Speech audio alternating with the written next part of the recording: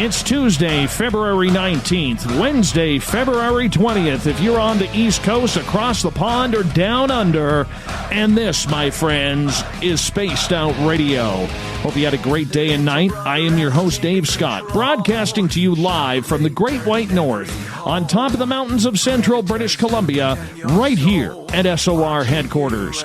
We welcome you to tonight's show, including Deep Talk Radio and Revolution Radio Online. If you want to take a listen to our archives, they are free at youtube.com/Spaced Out Radio. Just do old Davey the favor, hit that subscribe button. Our website is spacedoutradio.com, where we have a plethora of features for you. You can rock out to Bumblefoot, go shopping at our Spaced Out Radio store like Rock Lobster just did and got her brand new t-shirt. Catch up on Captain Shirk's SOR Newswire and so much more. Tonight's show is brought to you by the YouTube channel Ensuho. Sebastian Martin brings high-quality messages to the masses. Head to our website, click on the Ensuho banner, and subscribe to the channel today. What's it like to be haunted? What's it like to see the image of a person, a dark, shadowy figure lurking around you, UFOs up in the sky, and the men in black watching your every move? We'll find out tonight as author Susan Sheppard is our guest. Susan is a paranormal investigator out of West Virginia. Her childhood was marked by unusual experiences, such as growing up near the first Mothman sightings, encounters with men in black, sensing ghosts and spirits, as well as other manifestations. These experiences cultivated a love of everything weird and strange, and has Susan on a quest to find out details to what is truly going on. Susan is also the creator of the haunted Parkersburg Ghost Tours and the founder of the Sacred Way Astrologers and Spirituality Organization. Then at the bottom of hour number 3, Olaf Phillips is back with another edition of the SOR News Wire. Susan Sheppard, welcome to Spaced Out Radio for the first time. How are you? I'm doing great, and thank you for inviting me. I'm really excited about this. Very excited to have you here. Absolutely. Great. We're going to have a lot of fun tonight. I always like to take some time to introduce you to our audience because of the fact that you are somebody who has experienced these type of manifestations and encounters since you were a child. What was that like growing up?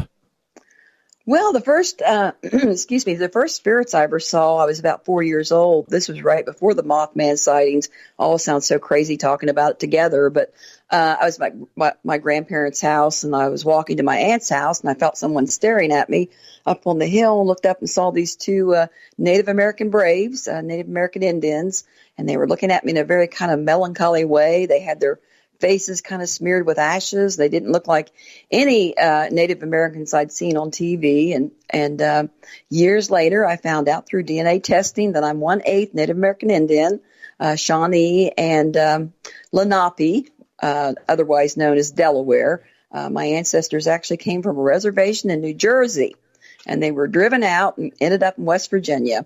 So it turned out that, and then after I got older, I began to dream of them. I didn't really see them like I did as a small child, but I would dream of them. And then a few years later, we had the Mothman sighting, and that was the sighting which was Merle Partridge, which was the red eyes in the barn, which has to do with the dog Bandit that came up missing.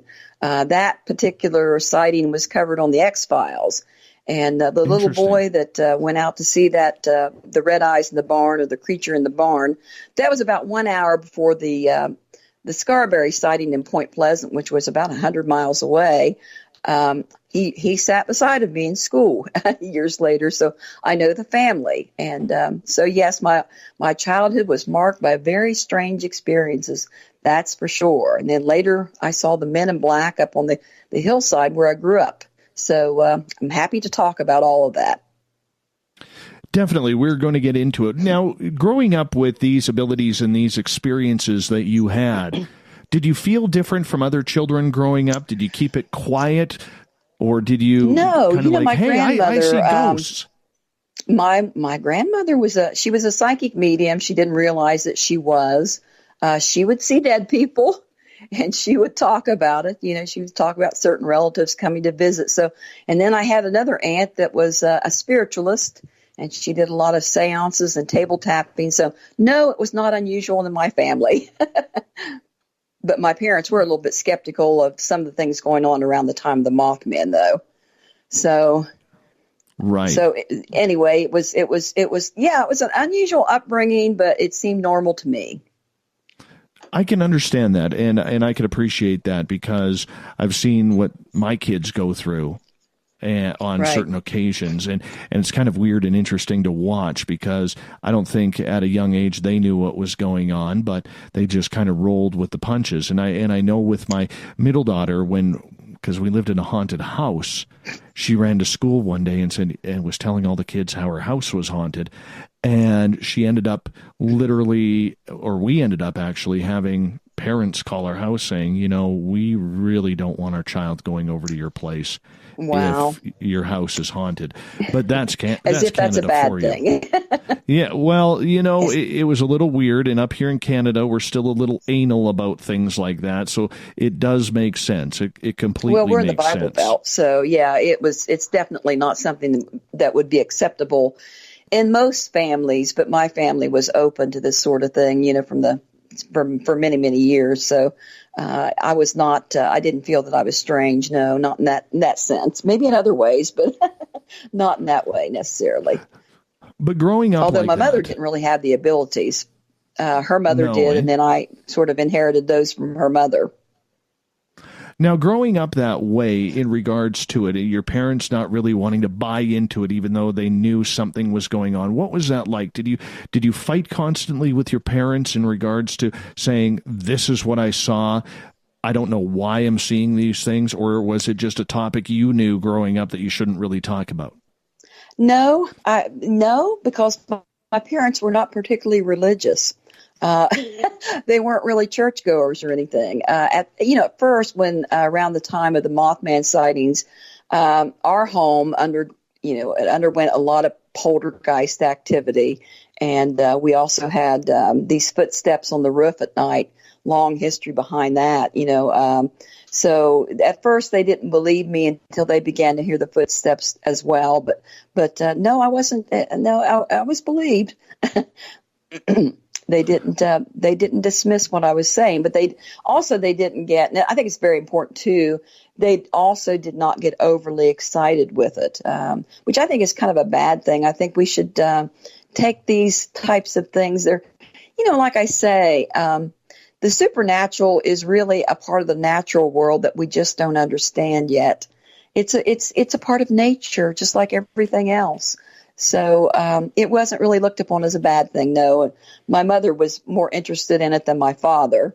But then, they came to believe in the things I saw, and eventually they were kind of proud of it, So, no, I didn't have any bad experiences from my parents. They were very accepting of such things. So in that way, I'm pretty lucky.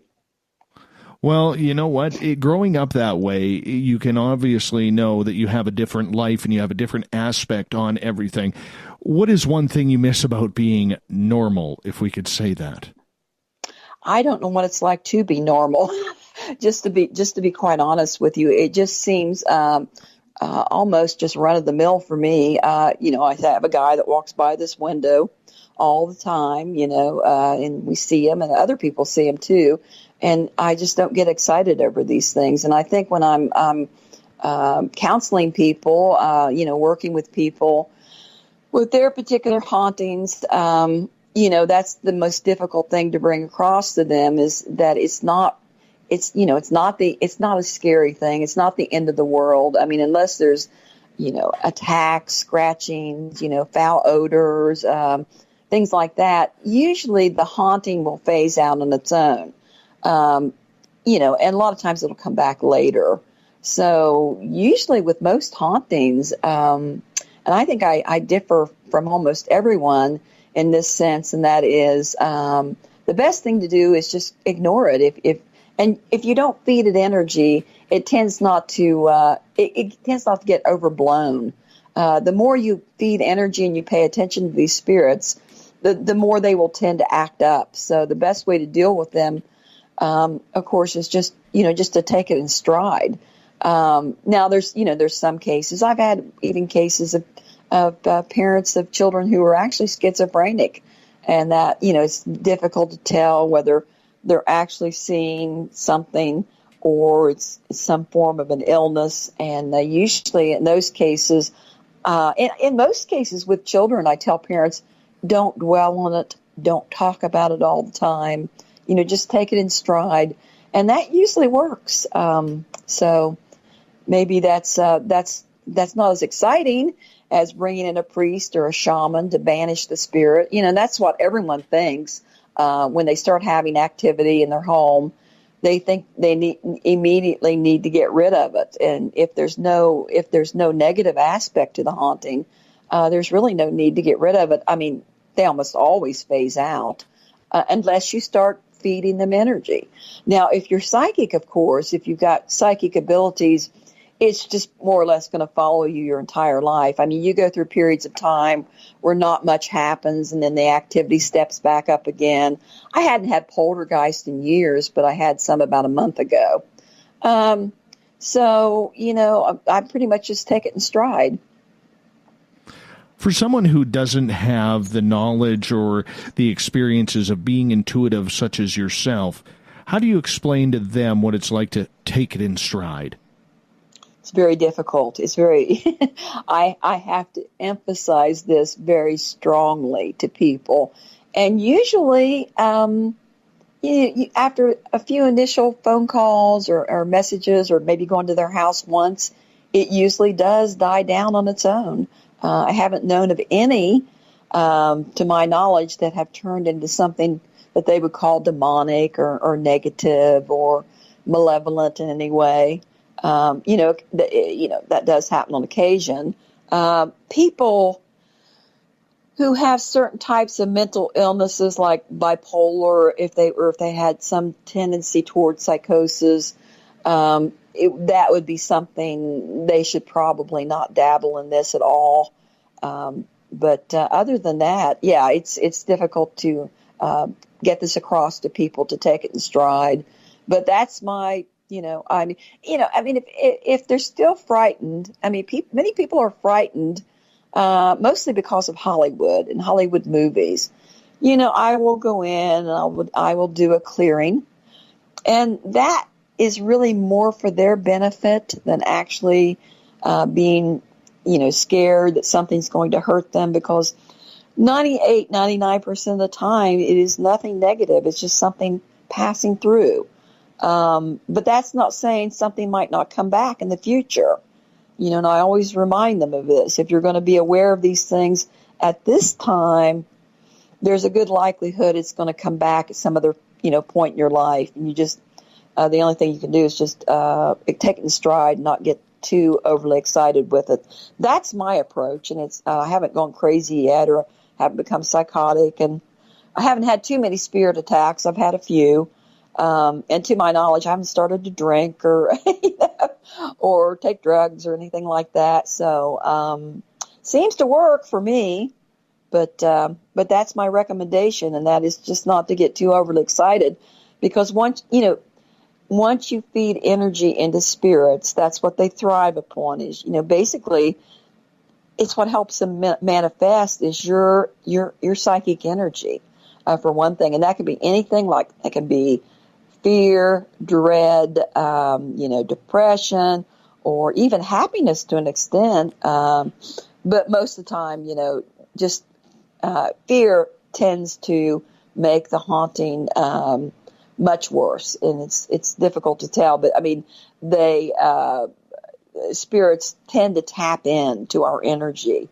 So usually, if I have a multitude of some of these occurrences, or I'm usually upset about something, or there's something off balance in my life, usually when I calm back down, the spirit activity calms back down too. But I'm not afraid of it, because, I've experienced it just pretty much all of my life. So it's kind of routine for me. Not that it happens every day, and not that I walk around seeing dead people. It's not really sure? like that. They're signal. Pardon me? Are you sure? Not usually. Well, I see dead people once in a while, but not often. Susan, I want to ask you, growing up, you grew up near Point Pleasant, West Virginia, which the town is synonymous with the Mothman prophecy and the Right. sightings and the eventual collapse of the Silver Bridge that claimed the lives of dozens of people, sadly, Yeah. back in the 1960s. What was that like the Yeah, first time you and your family heard about Mothman? Oh, wow. Actually, it was not near Point Pleasant. I'm about 60 miles upriver from Point Pleasant now, but I grew up in Doddridge County. And it was on November 15th, 1966, a family that lived about 2 hills away from me. They were the Partridge family. The man's name was Merle Partridge. It's written about in John Keel's book, Mothman Prophecies. Mr. Partridge was actually, he got his name wrong. He puts his name in the book as Newell Partridge of Salem, West Virginia. It was actually Merle Partridge of Center Point, West Virginia. Salem was probably his mailing address. The first thing that happened was my sister came home the next day and was talking about Paula Partridge's dad having seen these red eyes in the barn the night before. And basically, it was about 1 hour to an hour and a half before the sighting in Point Pleasant that Merle Partridge was sitting watching television about 10 o'clock at night with his young son Roger when the television set began to make a high-pitched, grinding, wailing-like sound. The picture went off the screen. They heard their dog, a German Shepherd dog named Bandit, begin to bark in a very atypical kind of way. It was just not usual. Center Point was a country community with probably less than 50 people. Mr. Partridge grabbed his flashlight, and he and Roger went outside searching for Bandit, and about a football field away was their barn. They could see Bandit barking at the entrance of the barn. So Mr. Partridge and Roger went up to the door of the barn. They looked inside, and this like paralysis kind of swept over Merle Partridge. And he looked into the barn. He saw this dark form lumbering up from the floor of the barn. And the way he described the Mothman's eyes was very different than what John Keel put in his book. As a matter of fact, John Keel took a lot of poetic license with the story. John Keel claimed that the Mothman's eyes looked like red bicycle reflectors. That is not what Merle Partridge told me. I interviewed him before he died. It was about 2006, I think it was, at the Mothman Festival. I knew his kids and I knew him.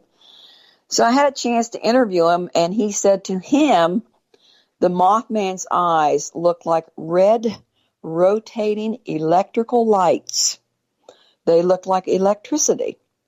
The Scarberries, Linda Scarberry described them in the exact same way. So this form lumbered up, banded the fur raised up on the dog's back. He snarled. He ran into the barn. Mr. Partridge and Roger, of course, became frightened.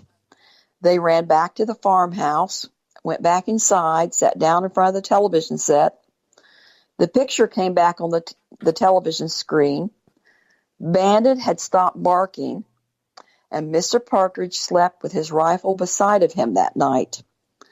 The next morning, Bandit did not come to the back door for his breakfast like he normally did, and they remembered the last time they saw this 75-pound German Shepherd dog that he had run into the barn after this lumbering dark form with these red lights for eyes. So Mr. Partridge, Merle Partridge, Roger Partridge, Paula Partridge, Gary Partridge, and Mary Partridge went back into the barn looking for the dog. They found no evidence of the dog. They found his footprints going in the dirt floor of the barn, going around and around in a circle, but no prints led away, as if that dog had been picked up and carried away by something much larger and something much stronger. And Mary Partridge said then they spied these huge tracks in the dirt floor, and she said they looked like enormous turkey tracks.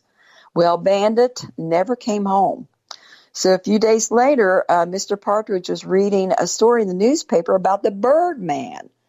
At that time, they were calling him the Birdman. They hadn't yet named him the Mothman, about this story in Point Pleasant. And he read how an hour or so later, Roger and Linda Scarberry were being chased by this creature, this Birdman, with this enormous wingspan and these red eyes. And as they got to the city limits of Point Pleasant, Linda Scarberry glanced over and she saw the dead body of a German Shepherd dog. So when Mr. Partridge read this in the newspaper, he realized that this sighting had some things in common with what he had seen a few nights before. So he called the Point Pleasant Register and Mary Heyer, and he gave her his report.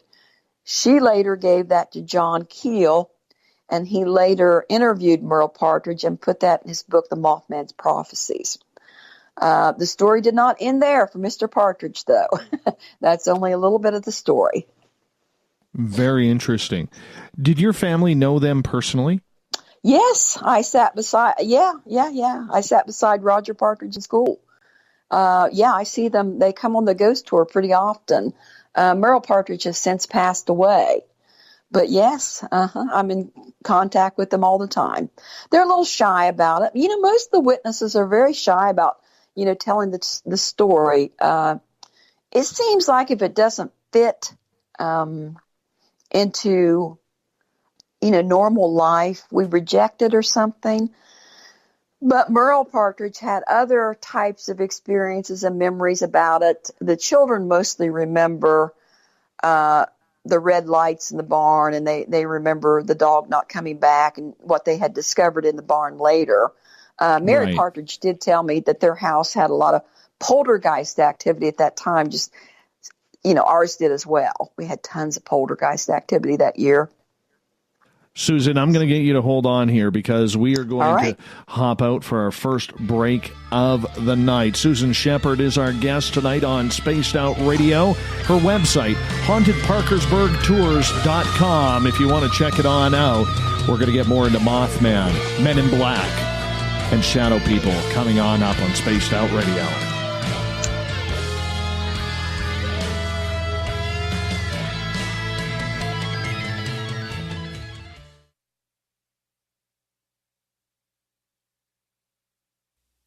You're listening to Spaced Out Radio live with Dave Scott on the Deep Talk Radio Network.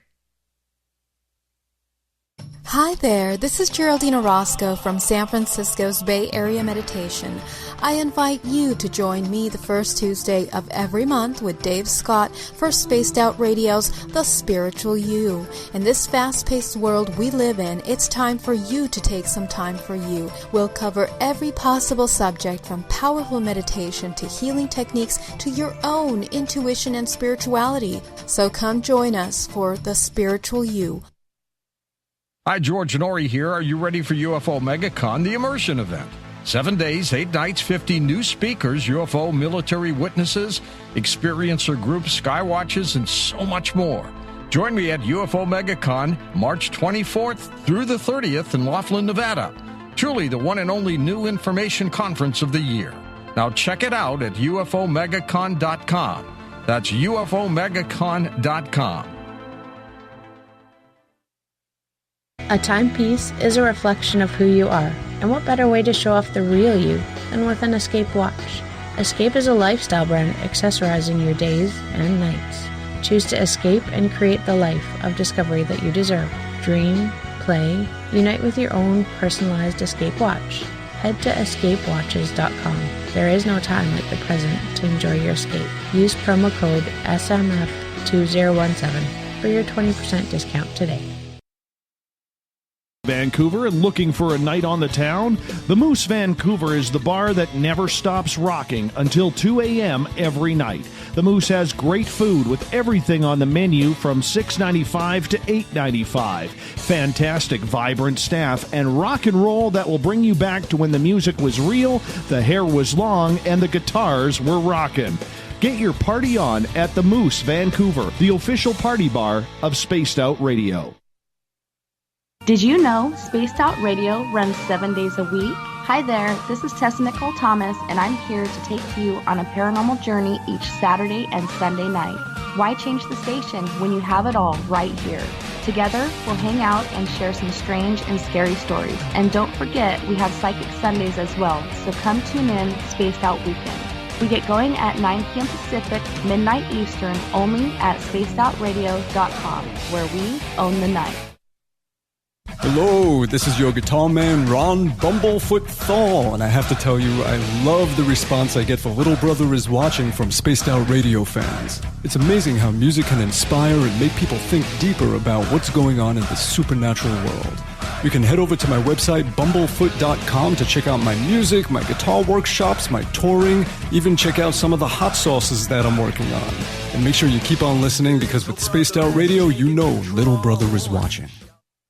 Coming soon to our website, spacedoutradio.com, is the SOR Space Travelers Club. For just $5 a month, you can get into a private area on our site where you can hang with other listeners in our chat room, post in our forum, and check out a bunch of exclusive content and store that won't be found anywhere else, including a nightly after-show party with Dave. It's going to be the best $5 a month you're going to spend. The SOR Space Travelers, only at spacedoutradio.com. Visit purpleplates.com today. For over 40 years, the Purple Energy Plates have been delivering amazing results for their many customers. Inspired by the great genius Nikola Tesla, the harmony, healing, and energetic effects of the plates have proven over and over to be beneficial and often miraculous to thousands of customers. Check their site for daily specials and choose from their many energy products. You won't be sorry. Visit them today at purpleplates.com. Are you tired of being blocked, shadow banned, or placed in jail for simply posting your thoughts on social media? Social Media Freedom can take care of that for you. Social Media Freedom is the newest and one of the best free new apps that allows you the freedom to post what you want, when you want. It takes seconds to download from your app store. Come join the tribe at Social Media Freedom. It's time to set yourself free. Looking for a place to advertise at a very reasonable cost? Look no further than Spaced Out Radio. SpacedOutRadio.com has an advertising tab that you can click to check out our daily, weekly, and monthly packages to play on the radio, or our website including social media. From commercial spots to banners, we have it all. Check out our competitive pricing today. We're bringing scientific thought to the paranormal. Hi there, this is Spaced Out Radio scientist Chris Cogswell. Join me, Chris Zuger, and Dave Scott the second Wednesday of every month, where we break down the who from the woo when it comes to everything paranormal. We'll investigate and try to bring sensible answers to those straight and sometimes outlandish questions people have. Hey, not everything has an answer, but we'll do our best. Listen in to Reality Paranormal only on Spaced Out Radio.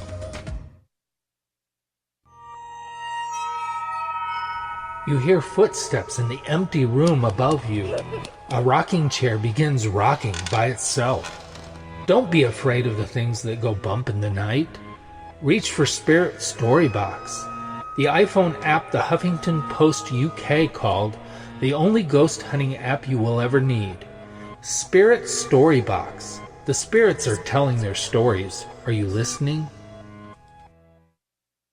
So, you love talk radio? Then you'll love TalkStreamLive.com. TalkStream Live is always on, 24/7, with the best streaming talk shows. Find your favorite talkers and discover some new ones. It's free, readily available online or on mobile with any smartphone or tablet. Finding your favorite talk shows all in one place has gotten a whole lot easier. Just go to TalkStreamLive.com. Be sure to download the free apps from Google Play or the iTunes App Store. Are you intrigued by Paranormal Talk Radio? You'll love the new Paranormal Radio app from TalkStream Live. You'll find a great selection of talk shows covering UFOs, ghosts, strange phenomena, and much more. Download the Paranormal Radio app now and start listening to the very best in paranormal talk entertainment, including the network you're listening to right now, the Paranormal Radio app, free in Google Play and the iOS App Store.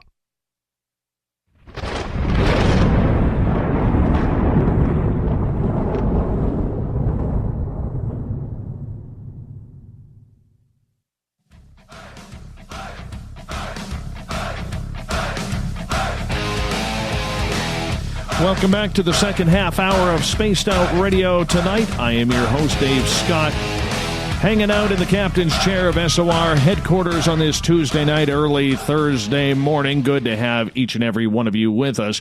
Reminder to all of you that you can head on out to our Spaced Out Radio store on our website and go pick up a nice T-shirt, nice swag. I want to give a shout out to Rock Lobster on Twitter. She bought a T-shirt, took a picture, sent it to us, said it came today.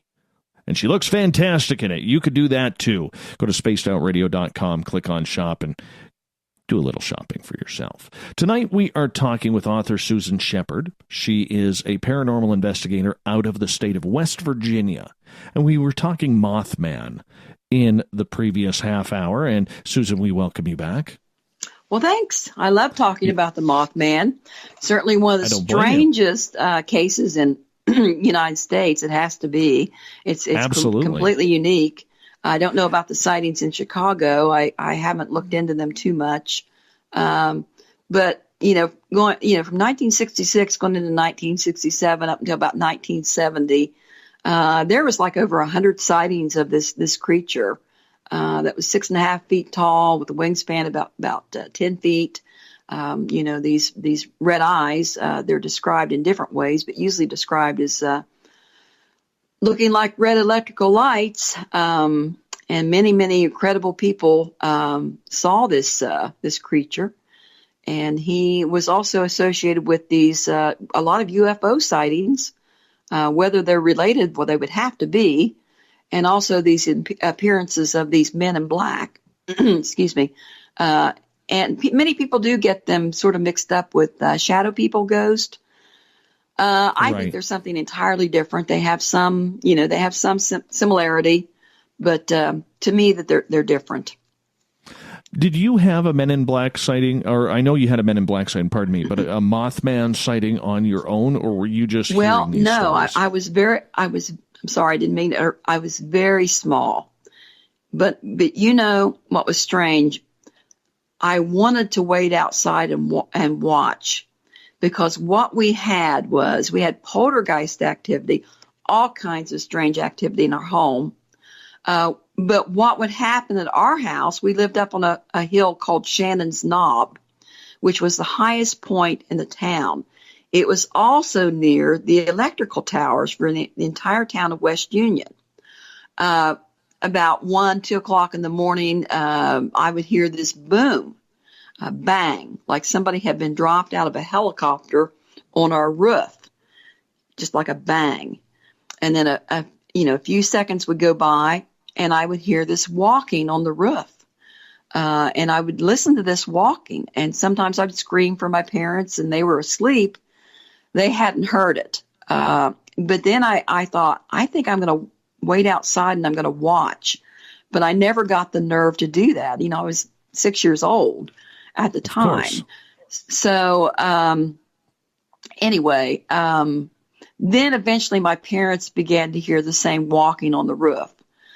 That happened up until about 1970. In about 1970, it stopped.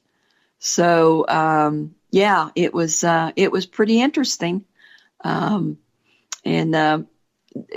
lot of people were disappointed in the movie, The Mothman Prophecies. It didn't make a whole lot of sense. It had this character of Indrid Cold, the alien Indrid Cold, which actually happened here in Parkersburg. It did not happen in Point Pleasant.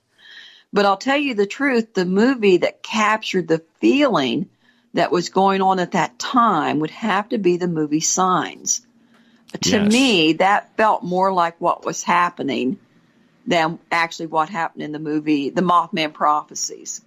So a lot of people, when they watched The Mothman Prophecies, they were either fascinated or they were very bored or they were confused. What did this alien Indrid Cold have to do with the Mothman? I don't even think the movie went into the UFOs. There was a ton of UFO sightings along the Ohio Valley at that time. And we had a UFO sighting. We had that year we had a church bus going by our house, and they saw a UFO hovering over our house. And they called my parents, these people that were riding on this church bus, and they told my parents that they'd seen this UFO hovering over the house. And, of course, my parents did not believe them. You know, they came from that generation that were skeptical of things. My dad more so than my mother. And then the following spring, the spring of 1967, my friend Jeannie, Virigina Ball was her name, we were up on the hillside playing when suddenly we saw these two men dressed entirely in black. One of them looked normal. He looked Caucasian. He was dressed in like a black uniform. The other man looked to be kind of Asian or part Asian. And he had his hair dyed like blonde. And it, you know, like right now that would not be strange. But it was strange back then. But the men in black that I saw, they were not dressed like the Blues Brothers. There were no hats. There were no ties. It was a black shirt and black trousers. And they were measuring the hillside. And as I said, you know, before, it was the entire power source for the town of West Union, West Virginia. So a few days later, my brother came home from school and talked. He said that his friends had found this circular impression basically up on the hill where we had seen these men in black. So I forgot about that until I was reading a book by Rosemary Ellen Guiley talking about the men in black. And I thought, well, that's what we saw up on the hillside. And so I called my friend Jeannie, and she remembered it too. So we did have a man in black sighting. So that's just kind of part of the story. But that was my childhood encounter with the men in black. But it kind of continued throughout my life in very strange kinds of ways. So they weren't quite done with me yet. But yeah, that year was very intense in terms of strange activity all over West Virginia. And southeastern Ohio also had some of their sightings too. I don't know if Pennsylvania had any, but southeastern Ohio also had some of these same sightings. And there were men in black, of course, in Point Pleasant. Shadow people are, they're dark black shadows. And people will often see them in their peripheral vision. And to me, but the men in black, they were flesh and blood. They were odd. We were frightened of them. We watched them from the bushes. I don't think they saw us. We watched them for a little while, and then we ran home and just basically forgot about it. And then, of course, in Parkersburg, 12 days preceding the first Mothman sighting, they had the visitation of the alien Indrid Cold. So that was interesting as well. It's funny because Indrid Cold just came up last week on this show when Greg and Duna Newkirk were visiting Hellier, Kentucky for their special that's on YouTube. And one of the clues that they were given believed that Indrid Cold, one way or another, was involved in that case. It's very, very intriguing. It is very intriguing because 35 years later, I had a character show up in my life that was the picture of Indrid Cold. It took me a while to catch on to this guy. But I had been given the interviews. The man that actually had the encounter with Indrid Cold, he was a local businessman by the name of Woodrow Derenberger. And he is the one that was stopped at I-77, the crossroads of I-77 and Route 47 by Indrid Cold. So while John Keel was in Point Pleasant researching the Mothman and also these Men in Black sightings, which were also in Point Pleasant, he heard this case of Woodrow Derenberger having been stopped by this alien in, about a mile south of Parkersburg. And so he ended up including that story in the Mothman prophecies as well. In the movie, the character based on Woodrow Derenberger was Gordon Smallwood. And in the movie, they made it like it happened in Point Pleasant, and they made Gordon Smallwood into a farmer. Woodrow Derenberger was actually a sewing machine salesman. He was not a farmer. But that's a very interesting story as well. But after he had this sighting with Indrid Cold, and I can tell you the whole thing if you want to hear it. Many people don't know it. Well, before we get started on Susan, before we get started on the Indrid Cold story, maybe break down for our audience who Indrid Cold is. Well, Indrid Cold was an alien. They believe an alien. To me, he was a typical man in black. He fit the description of the Men in Black perfectly. But he stopped a local salesman on his way home and questioned him, and he continued to have visits with Woodrow Derenberger. And after his encounter with Indrid Cold, Mr. Derenberger was also visited by the Men in Black. And most people that had encounters with the Men in Black, and I did as well, there was a menacing quality to them. There was a feeling of being afraid of them. So, and so that was incorporated into the Mothman prophecies, even though to my knowledge, I don't think Woodrow Derenberger had any Mothman sightings. Now, in 1987, in Quincy Hill here in Parkersburg, highest hill in Parkersburg, Quincy Hill, there was a sighting much like the Mothman in 1987 that was told to me by a local person, which was very interesting. So it all goes together, why these alien visits, this winged creature, and these Men in Black and poltergeist activity and just high strangeness all over West Virginia. I don't think we'll ever be able to really explain it. We can try, we can have theories. Many people think the Mothman was a harbinger of doom, predicting the collapse of the Silver Bridge, which about 40 people died, I believe. But I'm not even sure of that. And then they also, they talk about Chief Cornstalk's curse, whether that had anything to do with it or not. I can say that many of the witnesses to these UFOs, the Men in Black and Indrid Cold, Mothman, many of them have Native American ancestry. The Partridges were Blackfoot Saponi, and my family was Shawnee, Delaware, and then Woodrow Derenberger was Blackfoot Saponi as well. What that has to do with anything, I really can't explain it. It's interesting. So getting back to the Mothman, you knew people like the Partridge family who had these encounters with this creature. How open were they about these stories while it was happening before the Silver Bridge collapsed? They were not that open. Basically, Mr. Partridge, except for his initial report to the Mary Hire at the Point Pleasant Register, they didn't go around talking about it very much. And I know that Gary Partridge was at the Mothman Festival just a couple of years ago, and I wanted to introduce him to different people. He was a little shy about it. So, you don't want to look like a fool.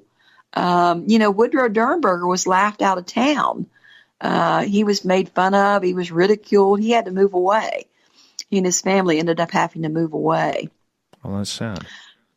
Right. Well, I mean, they thought he was making the story up, and yes. he was a loon.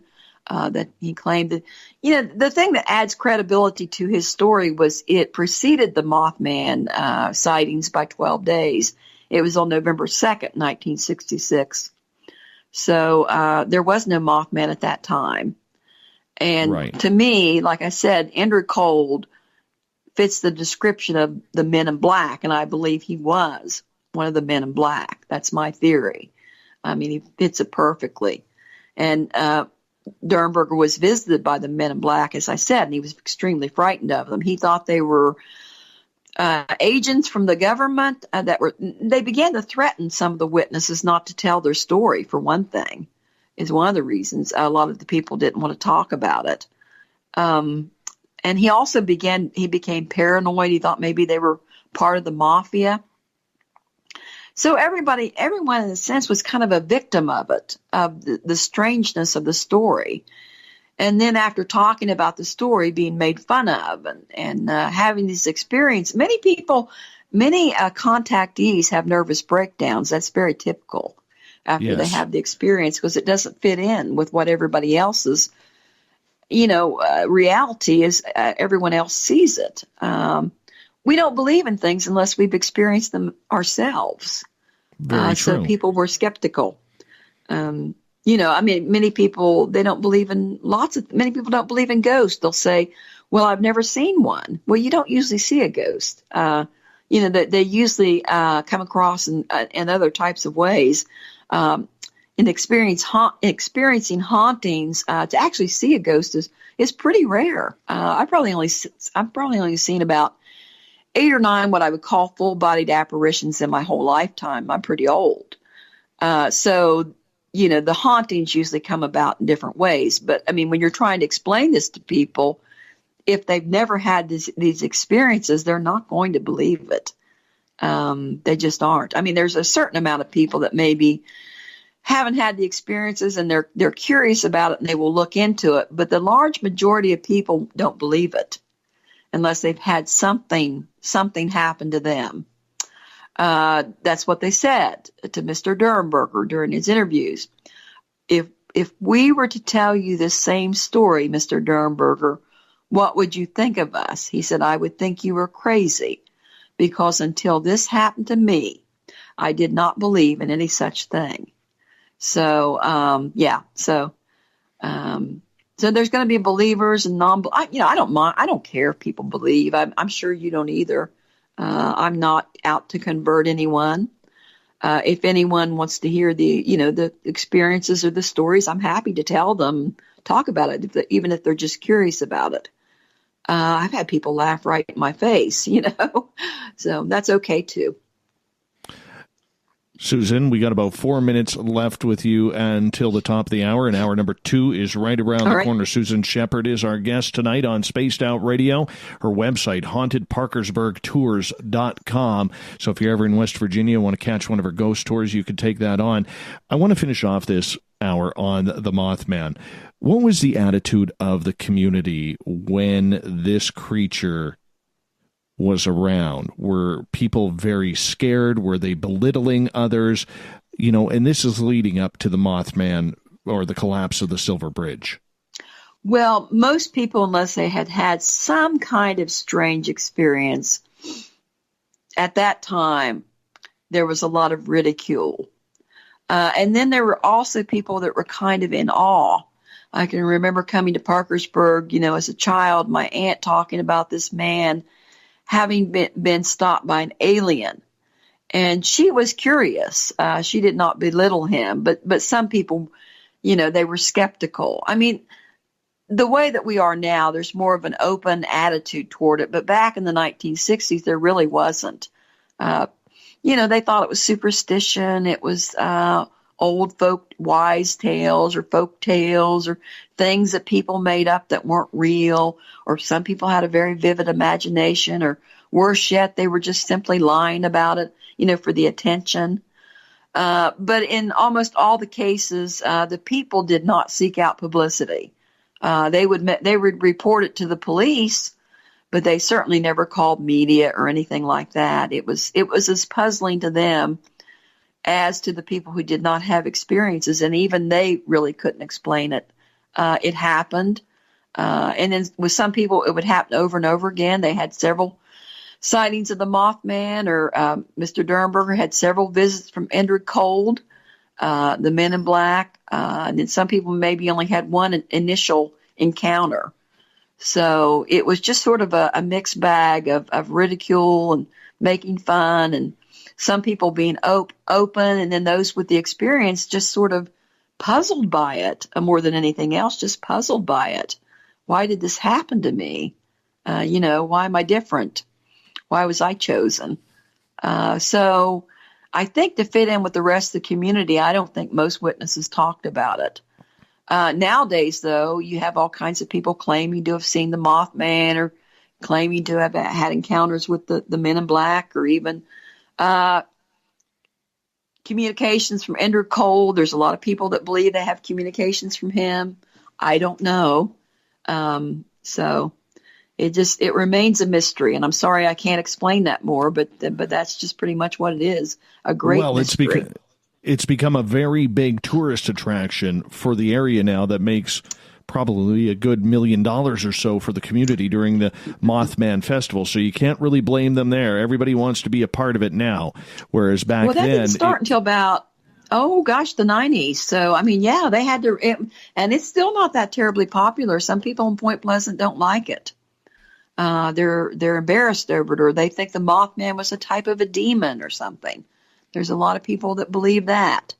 So yes. It makes money for the community. So that's a good thing. And people have lots of fun with that festival. Yeah. One day I want to get out there. Oh, it's awesome. You'll have to go. I'd really like to. I've heard it's a very good party. I've heard it's a very good party. It is. It's free and it's wonderful. Susan, I'm going to get you to hold on here and sit tight because we're about to go to a break at the top of the hour here. Susan Sheppard is our guest tonight on Spaced Out Radio. Her website is hauntedparkersburgtours.com. She runs a ghost tour in Parkersburg, West Virginia. I highly suggest if you're out east in the Pennsylvania, Ohio area, right in that little triangle there, definitely go check it out. Or if you're going there on a tour, go check it out. Definitely want to check this out. We're going to get into Men in Black, shadow people, ghosts, and whatever else we can fit in next in hour number 2, along with your questions on Spaced Out Radio.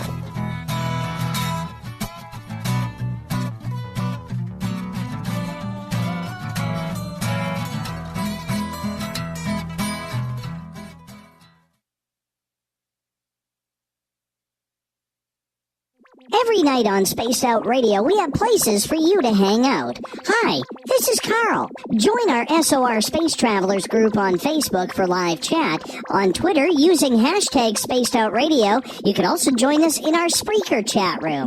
Check us out on Instagram at Dave Scott SOR. All of our archives are free on YouTube at Spaced Out Radio. By the way, I'll be watching you at your window until you do. Bye! Looking for the stories of the strange and weird that you will find hard to find anywhere else? Check out the SOR Newswire on our website. Our writers, led by Captain Shirk, are scouring the world for the oddest and most bizarre stories we can find. Everything from weird crime to suspenseful and paranormal. We're working hard for you to bring you the most intriguing news of your day. Check out the SOR Newswire at spacedoutradio.com today. You're listening to Spaced Out Radio Live with Dave Scott on the Deep Talk Radio Network.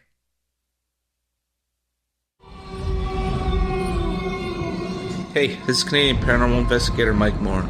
The third Wednesday of every month, I'll be teaming up with Dave Scott to bring you Ghosts of the Great White North. Each month, we will bring on guests from across Canada to discuss their ghostly encounters. Canada is a paranormal hotbed with stories you've never heard, so we're going to bring them to you.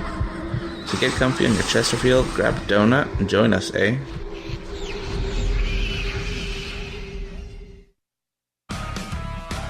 Get your horns up with me on Spaced Out Radio. This is Ron Bumblefoot Thal. Come tune in to SOR where you can hear me rock out with Little Brother is Watching, the official theme song of Spaced Out Radio. And then come on over to bumblefoot.com where you can find out about my tour schedule, my music, and everything else. Bumblefoot.com keeps you up to date on what I'm doing and the best way to stay in touch with my music and music camps. Sign up for my newsletter at bumblefoot.com and remember, Little Brother is watching. The freedom to post what you want, when you want. That's the social media freedom you need. Social media freedom is the free app in your app store No need to worry about going to jail or being shadow banned any longer.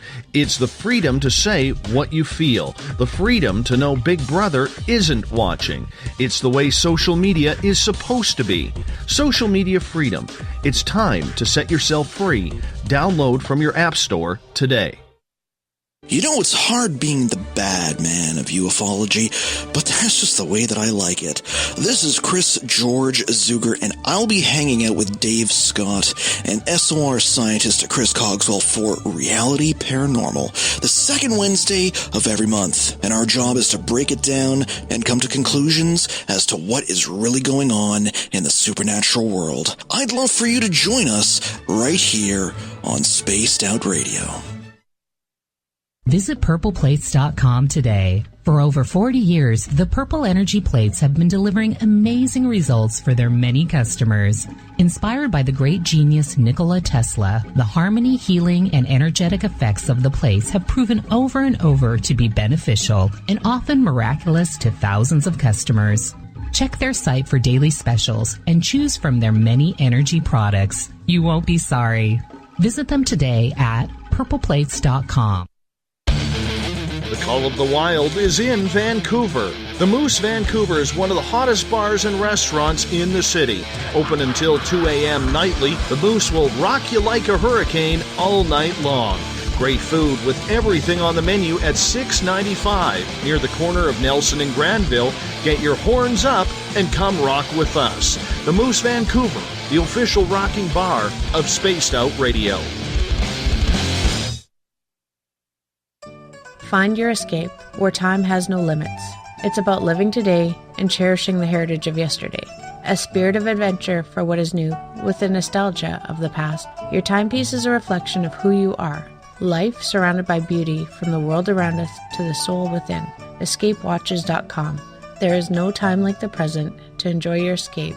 Use promo code SMF2017 for your 20% discount today.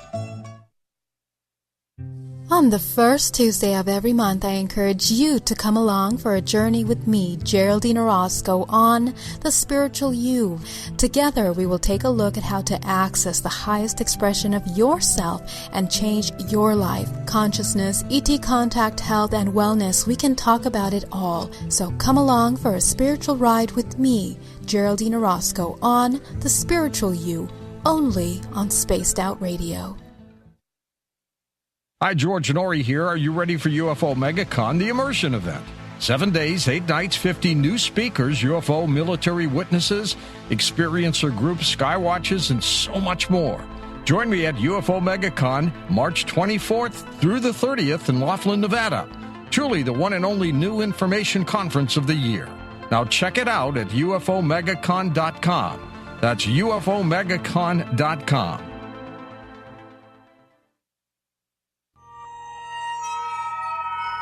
You hear footsteps in the empty room above you. A rocking chair begins rocking by itself. Don't be afraid of the things that go bump in the night. Reach for Spirit Storybox, the iPhone app the Huffington Post UK called the only ghost hunting app you will ever need. Spirit Storybox. The spirits are telling their stories. Are you listening? So, you love talk radio? Then you'll love TalkStreamLive.com. TalkStream Live is always on, 24/7, with the best streaming talk shows. Find your favorite talkers and discover some new ones. It's free, readily available online or on mobile with any smartphone or tablet. Finding your favorite talk shows all in one place has gotten a whole lot easier. Just go to TalkStreamLive.com. Be sure to download the free apps from Google Play or the iTunes App Store. We are getting ready to relaunch the SOR Space Travelers Club at spacedoutradio.com. For $5 a month, you can join us for a plethora of features found nowhere else. Hang out in a private chat room during the show and after party. You can check out some exclusive content and a store specifically for you, as well as a private listener forum where you can post your thoughts, stories, and pictures. The SOR Space Travelers Club, coming soon to spacedoutradio.com. Looking for a place to advertise at a very reasonable cost? Look no further than Spaced Out Radio. SpacedOutRadio.com has an advertising tab that you can click to check out our daily, weekly, and monthly packages to play on the radio, or our website including social media. From commercial spots to banners, we have it all. Check out our competitive pricing today.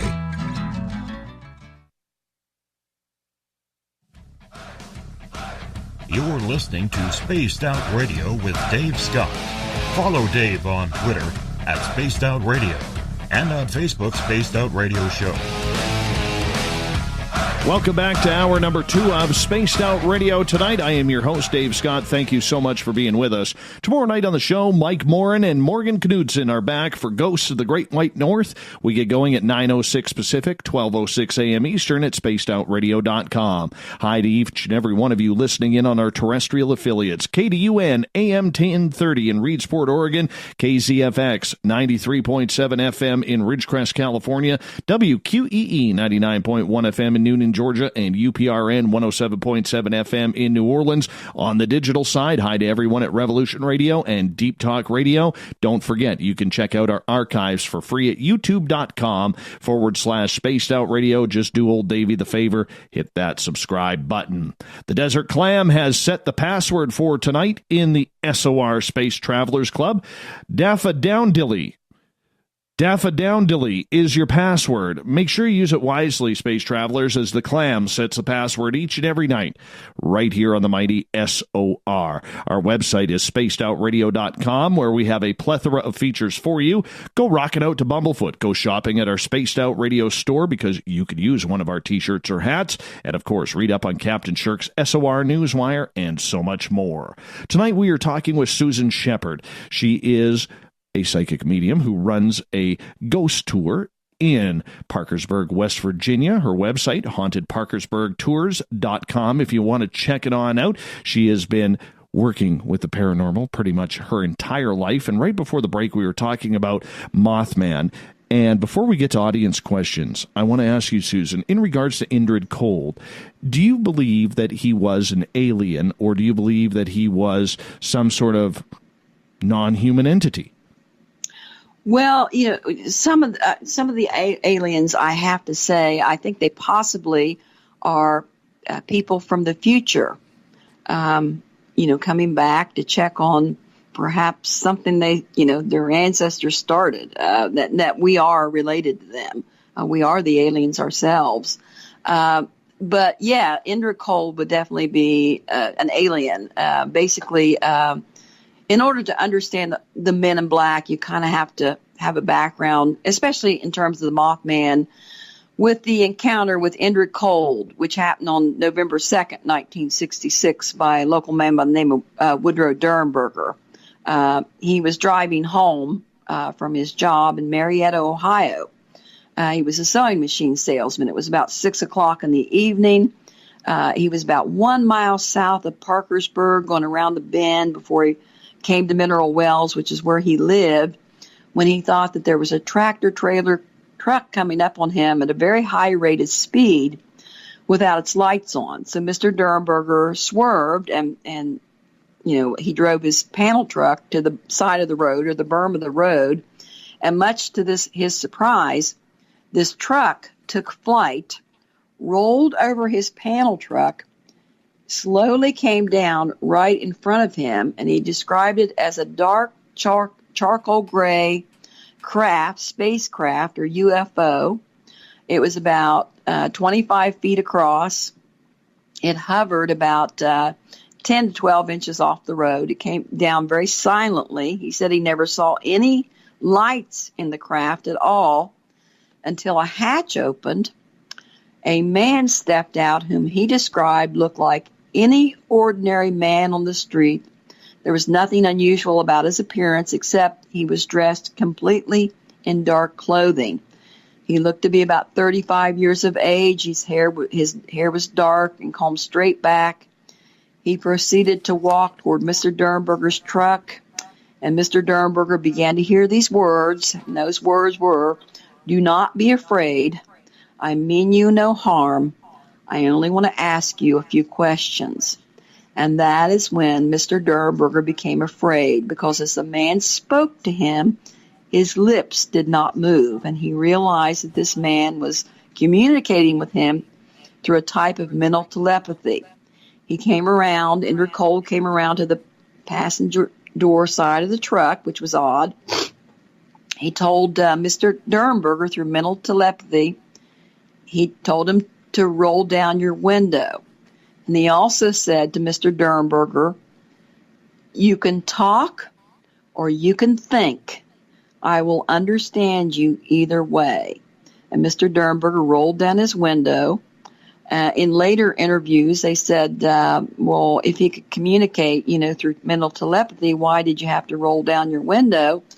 And Mr. Derenberger said, because I felt that Miss Indrid Cold wanted to look into my eyes when he spoke to me. I felt that when he looked into my eyes, he knew everything about me. This man dressed in a long, dark coat. He said the coat was buttoned, but underneath the coat, he could see like a uniform of like a glistening like fabric. He said he had like an olive tone complexion. So he introduced himself as Cold, just Cold at that time. He pointed toward the lights of Parkersburg and says, what do you call that? And Mr. Derenberger said, well, we call that Parkersburg. It's a city. And Indrid Cold said to him, where I come from, we call it a gathering. Then Cold asked Mr. Derenberger, he asked him very mundane questions. He said, do people live there and do they work? Mr. Derenberger said, yes, people live there and they work. And Indrid Cold said, well, what do you work at? Mr. Derenberger said, well, I'm a sewing machine salesman. And then Indrid Cold says to him, I'm a searcher. This conversation went on for about 5 to 10 minutes as he was asking him very mundane questions, about, what people did in the area, what kind of weather, what kind of livestock. It was just mundane questions. Mr. Derenberger was extremely frightened. And Indrid Cold said to him, do not be frightened. I eat and bleed as you do. Mr. Derenberger, we only wish you happiness. We only wish you happiness. So finally, he thanked Mr. Derenberger for talking to him. He said, at the end, he said, we will see you again. Not I will see you again. We will see you again.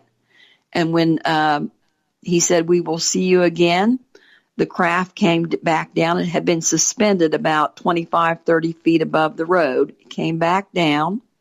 Indrid Cold walked up toward the UFO. A hatch opened.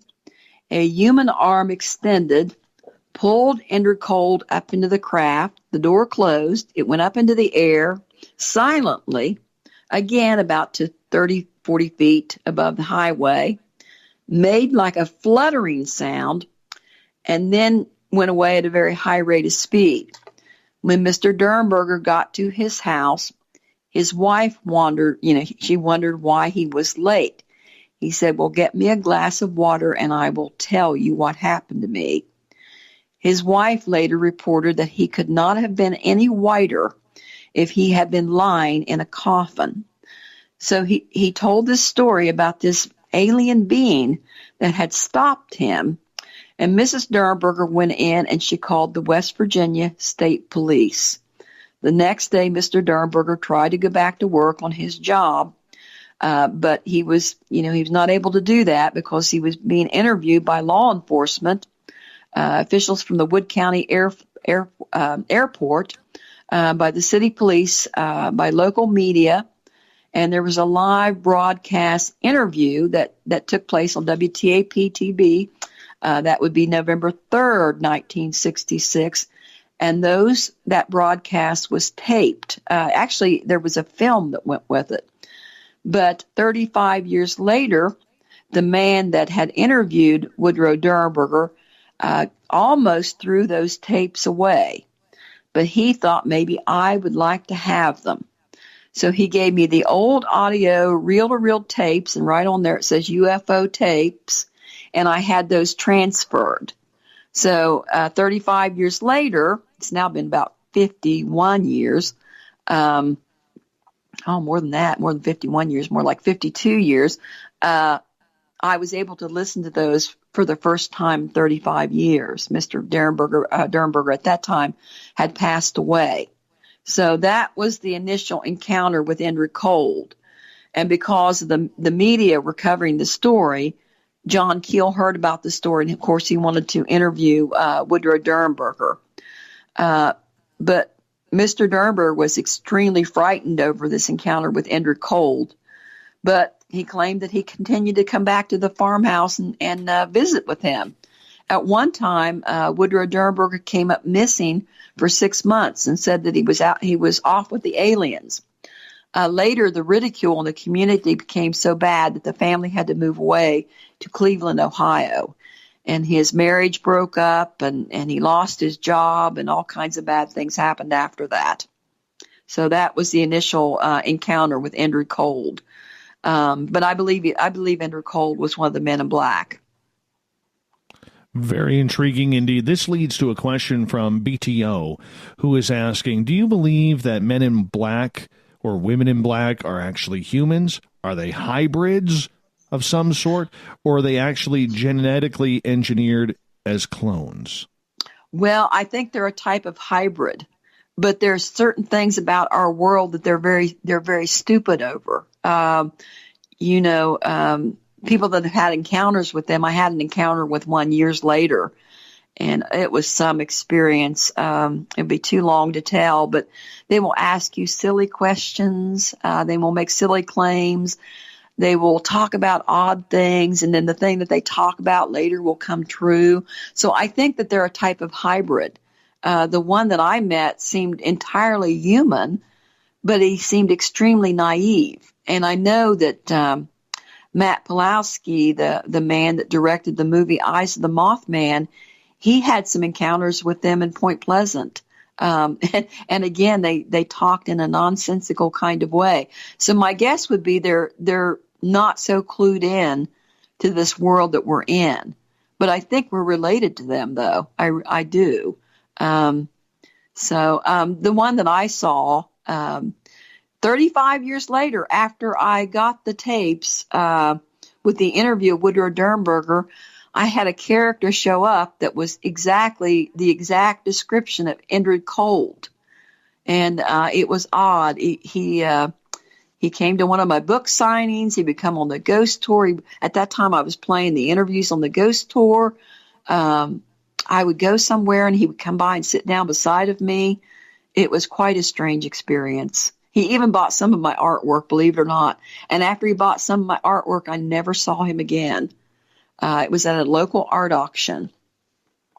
So, but to me, and what was odd was when I met this guy, and he said his name was Billy, Billi is how he spelled his name. And I had written a book on astrology, and he said, is that about the stars? And I said, well, yes, it's about the stars. And he said, I said, it's your sign that you're born under. He said, well, I was born in November of 1966. I'm not kidding. Which would have made this guy at that time he said, I was born in November of 1966. And he was always wearing the same black clothing every time I saw him. And I'm thinking that's really odd because of November 1966. That's when Indrid Cold first visited, Parkersburg. So, there are all these mysterious things happening. So, yeah. But I haven't seen Billy since he bought the artwork. Why do you think that the Men in Black and or Indrid Cold is still in that area? What would make them stay there? I think they're attracted to certain people.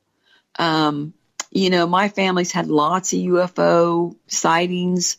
My uncle worked at, actually, this is very strange. The year that was going on, my uncle worked at Wright-Patterson Air Force Base in Dayton, Ohio. And he had an encounter, and my uncle was an atheist. He didn't believe in anything. He had an encounter very similar to Woodrow Derenberger, but he was out coon hunting, and he was with his two friends, and he discovered the craft out in the middle of the woods. And again, this man steps out who looks, ordinary except for his black clothing, his dark clothing, begins to ask my uncle questions. His two friends run away. My uncle answers his questions. He says the same thing to him. I will see you in time. I will see you in time. And my uncle will only talk about this story when he was drinking. And my grandfather had a UFO sighting at that same time. It seems to happen to families. They seem to be like monitoring certain individuals for some reason. So then when my mother was sick back in 2007, I was upstairs asleep. She was very ill. She was in the hospital. She didn't live. And my sister answered the door, and there were these two men in black, and they said, is Susan home? And my sister said, well, no, she's upstairs asleep. Our mother's very sick. And they said, oh, we're so sorry that your mother is sick. Tell Susan we will see her again. And they got into a black car and they drove away. That was the last sighting that I've had of them. So I think they monitor certain people.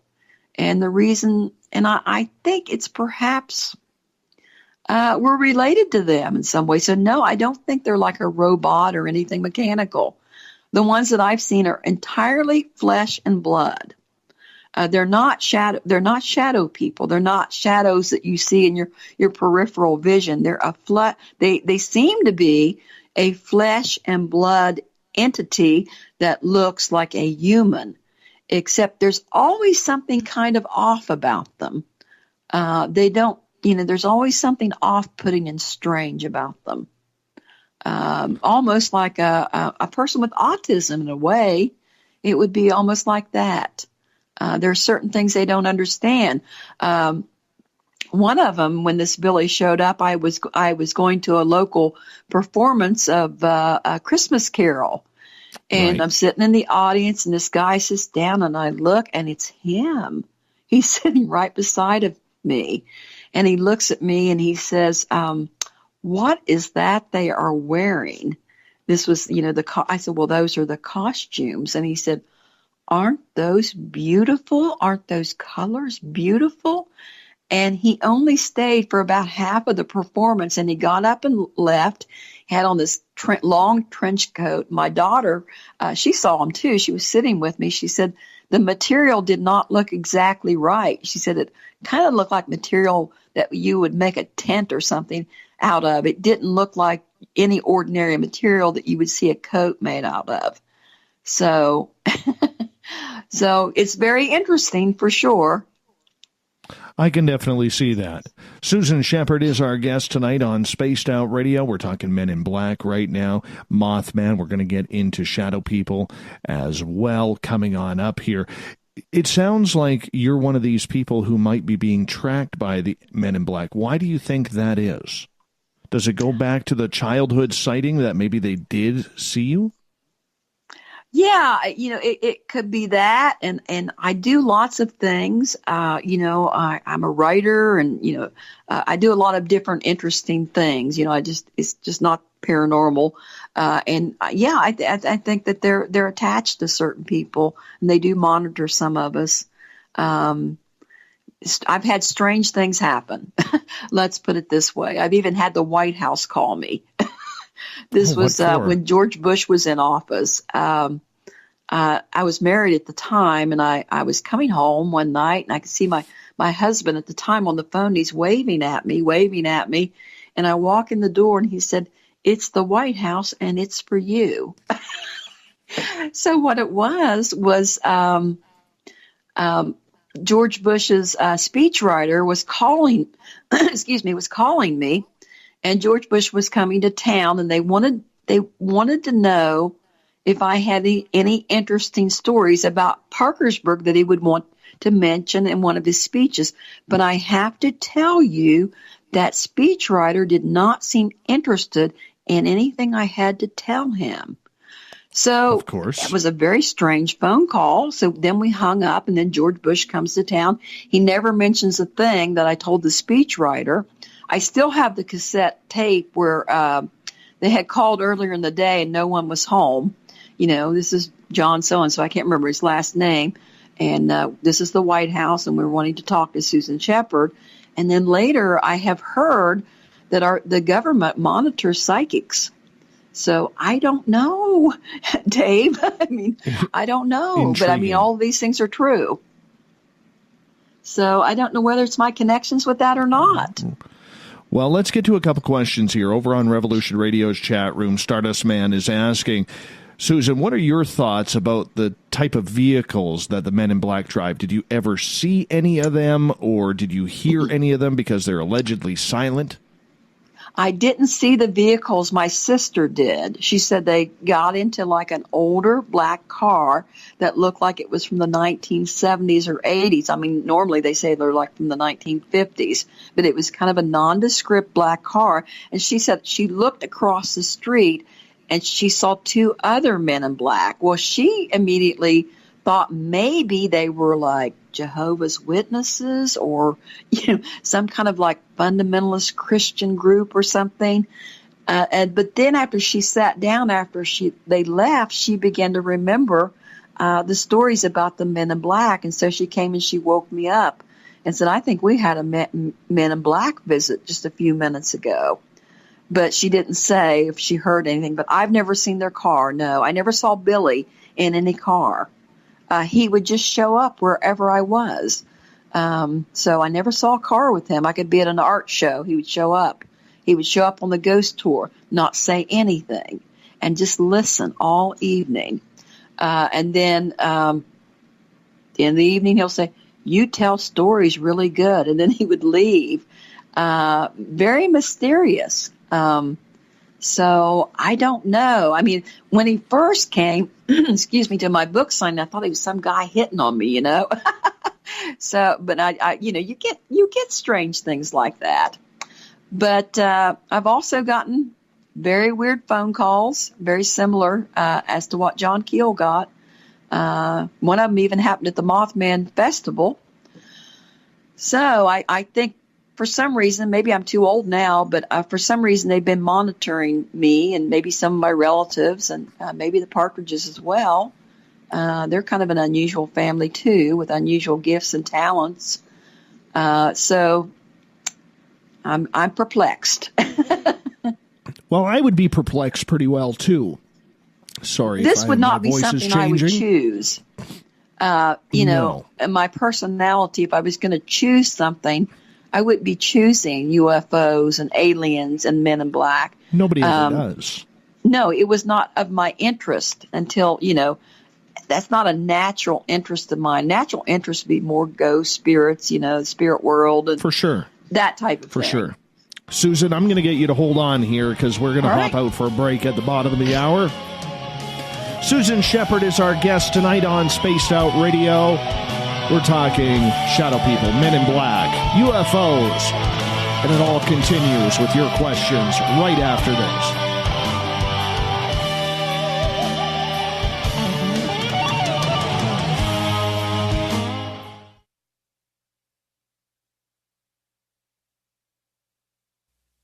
You're listening to Spaced Out Radio Live with Dave Scott on the Deep Talk Radio Network. Coming soon to our website, spacedoutradio.com, is the SOR Space Travelers Club. For just $5 a month, you can get into a private area on our site where you can hang with other listeners in our chat room, post in our forum, and check out a bunch of exclusive content and store that won't be found anywhere else, including a nightly after-show party with Dave. It's going to be the best $5 a month you're going to spend. The SOR Space Travelers, only at spacedoutradio.com. So, you love talk radio? Then you'll love TalkStreamLive.com. TalkStream Live is always on, 24/7, with the best streaming talk shows. Find your favorite talkers and discover some new ones. It's free, readily available online or on mobile with any smartphone or tablet. Finding your favorite talk shows all in one place has gotten a whole lot easier. Just go to TalkStreamLive.com. Be sure to download the free apps from Google Play or the iTunes App Store. Hi, George Norrie here. Are you ready for UFO MegaCon, the immersion event? 7 days, 8 nights, 50 new speakers, UFO military witnesses, experiencer groups, skywatches, and so much more. Join me at UFO MegaCon, March 24th through the 30th in Laughlin, Nevada. Truly the one and only new information conference of the year. Now check it out at UFOMegaCon.com. That's UFOMegaCon.com. Visit purpleplates.com today. For over 40 years, the Purple Energy Plates have been delivering amazing results for their many customers. Inspired by the great genius Nikola Tesla, the harmony, healing, and energetic effects of the plates have proven over and over to be beneficial and often miraculous to thousands of customers. Check their site for daily specials and choose from their many energy products. You won't be sorry. Visit them today at purpleplates.com. Are you tired of being blocked, shadow banned, or placed in jail for simply posting your thoughts on social media? Social Media Freedom can take care of that for you. Social Media Freedom is the newest and one of the best free new apps that allows you the freedom to post what you want, when you want. It takes seconds to download from your app store. Come join the tribe at Social Media Freedom. It's time to set yourself free. Are you intrigued by Paranormal Talk Radio? You'll love the new Paranormal Radio app from TalkStream Live. You'll find a great selection of talk shows covering UFOs, ghosts, strange phenomena, and much more. Download the Paranormal Radio app now and start listening to the very best in paranormal talk entertainment, including the network you're listening to right now, the Paranormal Radio app, free in Google Play and the iOS App Store. Hi there, this is Geraldine Orozco from San Francisco's Bay Area Meditation. I invite you to join me the first Tuesday of every month with Dave Scott for Spaced Out Radio's The Spiritual You. In this fast-paced world we live in, it's time for you to take some time for you. We'll cover every possible subject from powerful meditation to healing techniques to your own intuition and spirituality. So come join us for The Spiritual You. You hear footsteps in the empty room above you. A rocking chair begins rocking by itself. Don't be afraid of the things that go bump in the night. Reach for Spirit Storybox, the iPhone app the Huffington Post UK called the only ghost hunting app you will ever need. Spirit Storybox. The spirits are telling their stories. Are you listening? A timepiece is a reflection of who you are, and what better way to show off the real you than with an Escape watch? Escape is a lifestyle brand accessorizing your days and nights. Choose to escape and create the life of discovery that you deserve. Dream, play, unite with your own personalized Escape watch. Head to escapewatches.com. There is no time like the present to enjoy your escape. Use promo code SMF2017 for your 20% discount today. We're bringing scientific thought to the paranormal. Hi there, this is Spaced Out Radio scientist Chris Cogswell. Join me, Chris Zuger, and Dave Scott the second Wednesday of every month, where we break down the who from the woo when it comes to everything paranormal. We'll investigate and try to bring sensible answers to those straight and sometimes outlandish questions people have. Hey, not everything has an answer, but we'll do our best. Listen in to Reality Paranormal only on Spaced Out Radio. Heading to Vancouver and looking for a night on the town? The Moose Vancouver is the bar that never stops rocking until 2 a.m. every night. The Moose has great food with everything on the menu from $6.95 to $8.95. Fantastic, vibrant staff and rock and roll that will bring you back to when the music was real, the hair was long, and the guitars were rocking. Get your party on at the Moose Vancouver, the official party bar of Spaced Out Radio. Did you know Spaced Out Radio runs 7 days a week? Hi there, this is Tessa Nicole Thomas, and I'm here to take you on a paranormal journey each Saturday and Sunday night. Why change the station when you have it all right here? Together, we'll hang out and share some strange and scary stories. And don't forget, we have Psychic Sundays as well, so come tune in Spaced Out Weekend. We get going at 9 p.m. Pacific, midnight Eastern, only at spacedoutradio.com, where we own the night. Looking for a place to advertise at a very reasonable cost? Look no further than Spaced Out Radio. SpacedOutRadio.com has an advertising tab that you can click to check out our daily, weekly, and monthly packages to play on the radio, or our website including social media. From commercial spots to banners, we have it all. Check out our competitive pricing today. Hello, this is your guitar man, Ron Bumblefoot Thal, and I have to tell you, I love the response I get for Little Brother is Watching from Spaced Out Radio fans. It's amazing how music can inspire and make people think deeper about what's going on in the supernatural world. You can head over to my website, bumblefoot.com, to check out my music, my guitar workshops, my touring, even check out some of the hot sauces that I'm working on. And make sure you keep on listening, because with Spaced Out Radio, you know Little Brother is watching.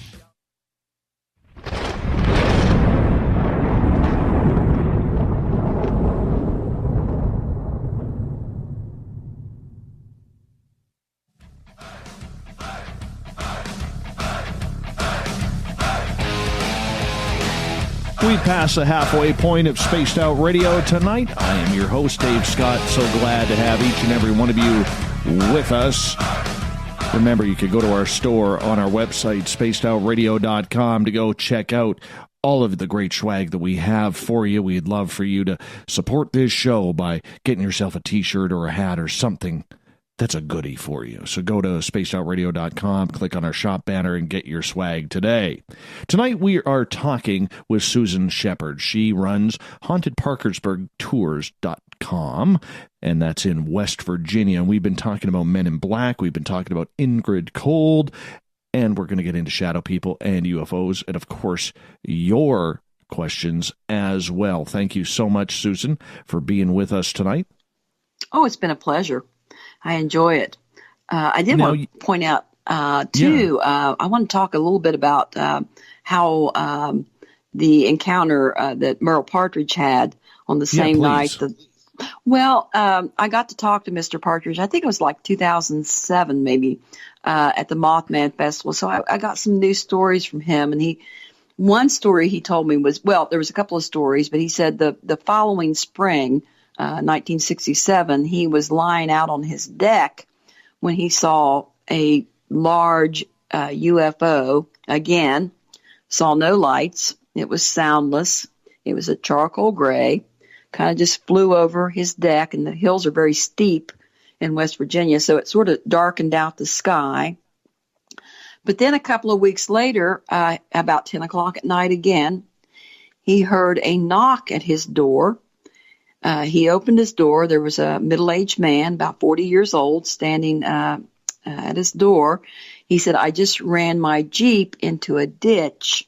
I can't get my Jeep out, but that's not what I'm worried about." He said, "I cannot find my 6-year-old son." He said he is missing. He was in the car with his dad. Oh, goodness. So, pardon me?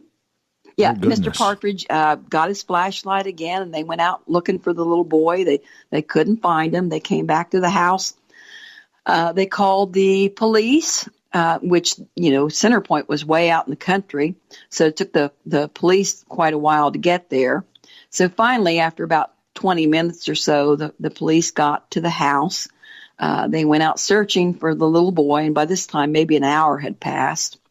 And suddenly, in the opposite direction of where the man had ran his Jeep into the ditch, here came the little 6-year-old boy down the road, and he was like in a daze as if he was sleepwalking. The man had said one of the reasons he'd ran his Jeep into the ditch was this thing had flown over his Jeep, and a wing or something had darkened out his view, over the windshield. So the little boy is walking down the road toward them almost in a daze. He could not remember what had happened during that hour that he was missing. So that ended, and then Mr. Partridge said, 35 years later or whenever it was, he came. Another man came knocking on the door, and again, he was like 40 years old. And he said, "You don't remember me." But he said, "I was that little boy that was lost that night." And he said, "Even to this day, I have no memory of what happened in that hour that I was missing. Mr. Partridge was a truck driver at the time, and he was out, he was out driving his truck as they do, and he was on his way home basically. And he got very, very tired, and he said he decided he would pull his truck over and he would, go to sleep in the cab of his truck. And when he woke up, he was completely covered in cobwebs. So that was, how the story continued with him. And so that was a very interesting story, too. So they didn't so John Keel left off, there were things that transpired, after he left West Virginia. I mean, it continued. Whether it's continuing right up until this day, if you're going to go down to Point Pleasant to the TNT plant or wherever, good luck. You might sense some strange energies, but you're probably not going to see the Mothman. He's not made any return that I know of down there. So I just wanted to get that in. Very intriguing indeed. Now, a lot of people will say that they have, had run-ins with shadow people. I have seen a shadow person once, and it was one of the strangest paranormal experiences that I had, and that's before, I think that's going back to about 2005, 2006, when I saw that.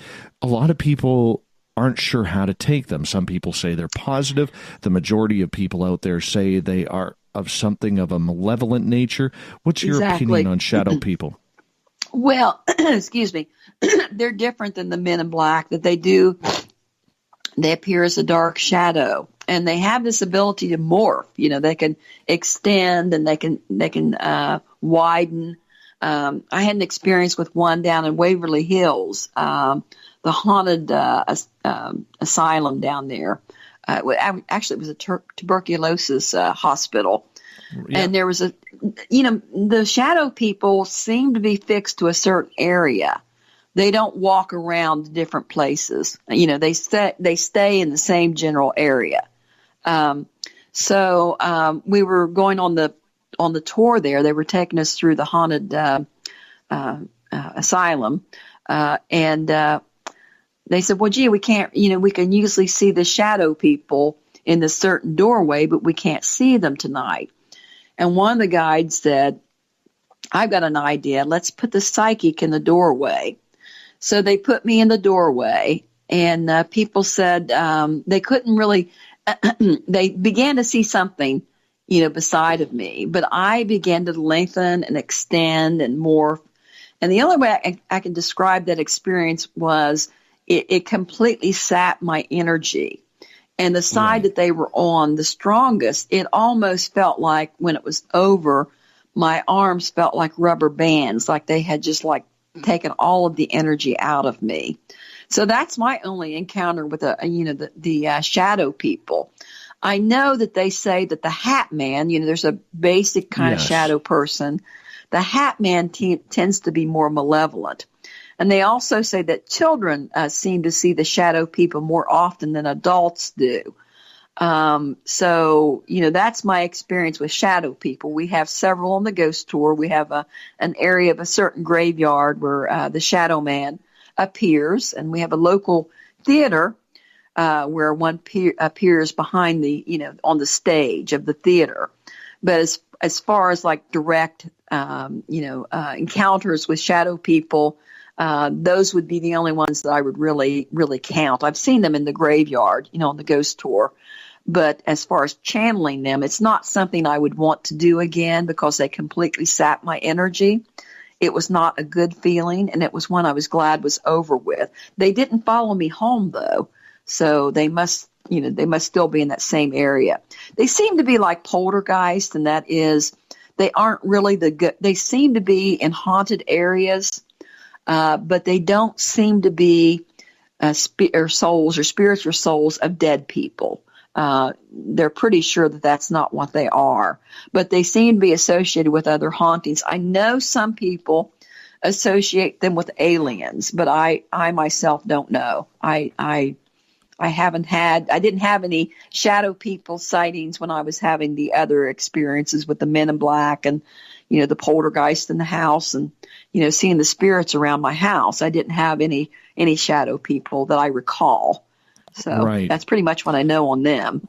Right. Most shadow people that I have heard of, most people, in fact, everybody I've talked to at this point has thought they are more of a malevolent, ghostly type species, and something spiritual, maybe something demonic rather than extraterrestrial. Yeah, and there's a couple of, I know Rosemary Ellen Guiley associates them with extraterrestrials, and another writer does too. I have no evidence that would make me think that, but I don't know. I haven't, like I said, I haven't had them like any encounters with shadow people, and then maybe later have some kind of a sighting of a UFO or Men in Black. To me, they're not related, but I think people mistake them for each other. Like I said, I've read accounts in books where people think that they're talking about the Men in Black, and it's somebody that suddenly shows up in someone's bedroom at night. It's a black form, they can see no particular features, and they think that's one of the Men in Black. To me, that is not what the Men in Black are. What the movie, the Men in Black, they're not correct either. They're not that either. So they don't seem to be similar to either one. But shadow people seems to me to belong to the world of spirits. But I could be wrong on that. Maybe you might be able to, or somebody might be able to convince me otherwise. Yeah, that's what I tend to believe that they are a part of as well. Do you believe they are of a malevolent type nature? Because a lot of people believe that they could be related to the jinn, or something along those lines, where they're almost harbingers of something bad to happen, much like the Mothman. Well, the experience that I had, they certainly sapped my energy, so that would make me think it probably was not a good thing. But they had some people going through the Waverly Hills that night, and I think they wanted them to show up. And when they put me over in the doorway, that they did. And they said that I did, just like the shadow people, I kind of morphed along with them, just kind of in unison with them. But I didn't feel that. I just felt like my energy leaving my body. And like I said, my arms just felt like rubber bands after the experience, It's hard to explain. But no, I would not personally want to summon shadow people. So, I mean, that's not, that I would study them. I'd be interested in investigating. And I've talked to children that have experiences with them. But it's really hard to tell. I don't have answers on that one. What do you think they are then? Oh, I think they're a non-human spirit. And probably of a demonic nature. That would be my guess. If they're not demonic, they're neutral in some way. But why they attach themselves to certain areas, I don't know. But the areas they attach themselves to tend to be areas that are notoriously haunted by other kinds of spirits. So whenever you have a portal, whenever you have an opening, all kinds of other spirits will rush through. That's like when I was going through the Catholic Abbey here in Parkersburg, after it was closed down, I got scratched. And there were a lot of negative entities in this religious building. So it was also known to be extremely haunted. So it just becomes like a doorway or something that opens and everything rushes in. And then there's just various types of spirits. I mean, there may be jinn, they're shadow people, poltergeists. The poltergeists themselves are not spirits of the dead at all. But generally, poltergeists occur in areas where there are other types of hauntings. Now, you mentioned that you have had and witnessed poltergeist activity. For those of us who have not seen something like that, can you please describe it? Well, I can tell you the last thing that when I was a child, things would just be tossed across the room. We had a mantle with these ceramic birds and a mirror, and it was almost like an arm would sweep across the mantle, and everything would just be swept off the mantle and fall to the floor and break. One night, my mother was ironing clothes in my bedroom, and my dad came home, and we all went to bed. And my bedroom adjoined theirs, and the ironing board was in my room. And it wasn't but five minutes or so after we switched off the lights, we heard a loud crash. the iron that was on the ironing board in my room had traveled into my parents' bedroom. It had gone under the bed, exactly where my father was sleeping. The most recent was about a month ago. I was actually upstairs and I heard a loud crash, downstairs. And I came downstairs and there were pots and pans all over the kitchen floor. The sugar bowl had fallen. Believe it or not, the sugar wasn't spilled. It was amazing. And the broom was turned upside down instead of with the bottom part of the broom, the bottom part was up and then the handle was on the floor and there were pots and pans all over my floor. But that doesn't scare me. So I was just glad it wasn't a burglar and it wasn't somebody down there, flesh and blood. So I just put the pots and pans back and it just quieted down. But that's not unusual to happen around me. So I was feeling kind of unbalanced at that time. My mood wasn't that good. So I think it might have been something that I was actually triggering. But, once you live this way, you get used to these occurrences. They don't happen every day at all. You can go months or, weeks or whatever and not have anything particular, of an unusual nature or paranormal nature happen to you. Then when it steps up, it tends to happen, for a while, and then it kind of phases out again, calms back down. And that's my belief. If you watch the Hollywood movies, you see people move into a haunted house, and it's, stuff oozes out of the walls and all these things happens. And they bring in the priest and they bring in the shaman. They bring in the exorcist. What's the next thing you see? You see the family leaving with their suitcases, moving out of the house.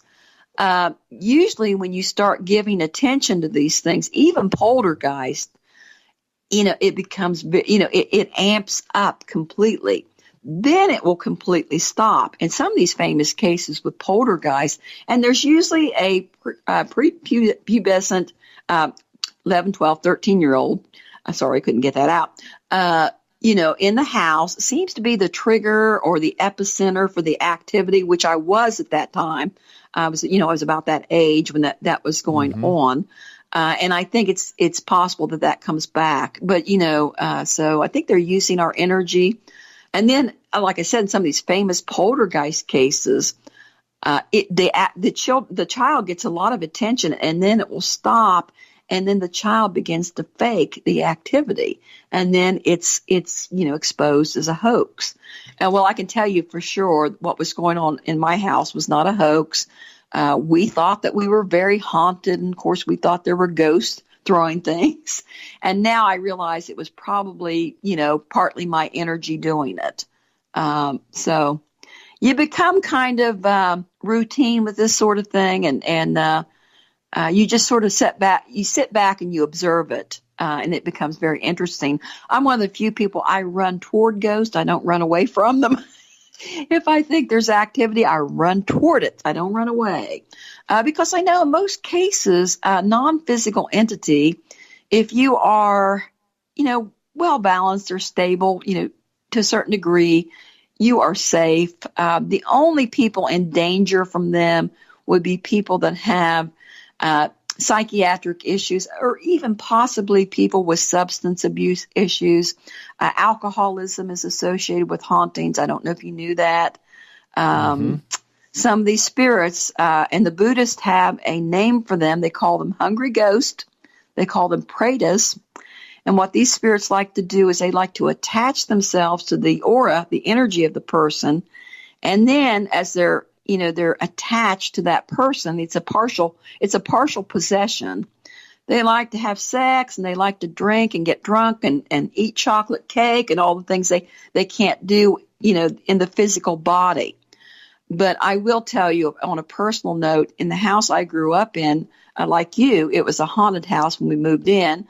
And my dad's drinking just got worse and worse and worse. And many of the haunted houses on my ghost tour, I shouldn't say this, but many of those houses, an alcoholic lives in them. And it seems to be their drug of choice with some of these pretas or these hungry ghosts. It seems to be alcohol more than anything else. Why? I don't know. And a lot of people that come to me with really malevolent kinds of entity attachments usually are having problems with alcohol or drugs or something along those lines. It's very sad. It's a very difficult thing to deal with. And I think in a strange way, when thinking about when they used to give people shock treatments, remember when they used to give people with psychiatric problems shock treatments, and then they would all of a sudden get better?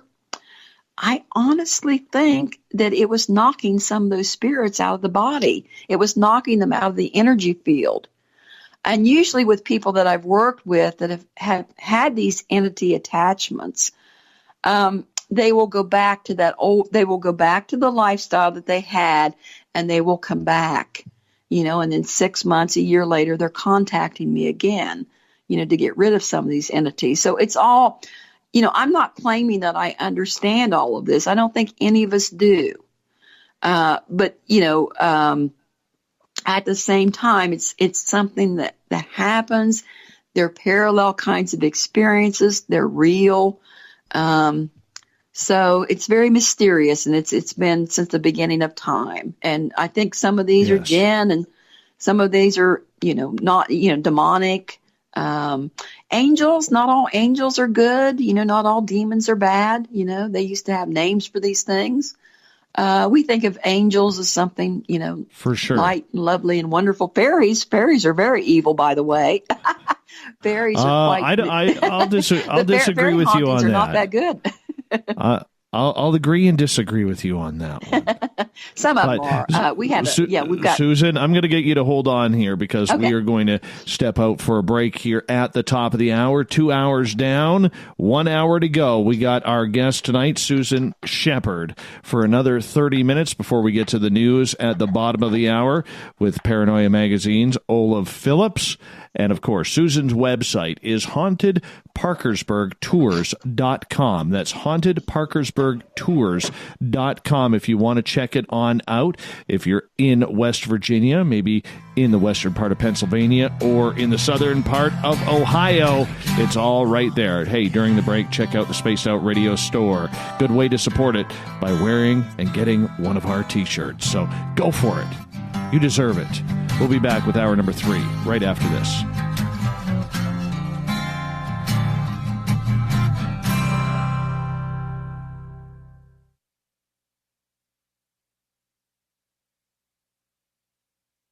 At spacedoutradio.com, we have a little bit of everything for you to stay up late. So while you're there, check out our SOR Newswire, where our team brings you stories of the weird and strange to the WTF from around the globe. News on Bigfoot, UFOs, paranormal, Darwinian-type crime tales. It's the stories that the mainstream media usually won't touch. Well, we got them all on the SOR Newswire, only at spacedoutradio.com.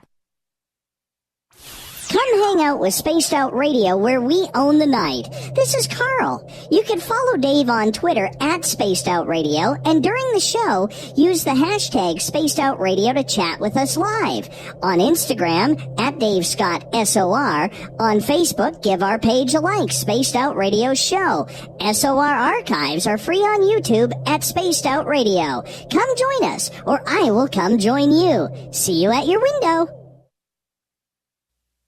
You're listening to Spaced Out Radio Live with Dave Scott on the Deep Talk Radio Network.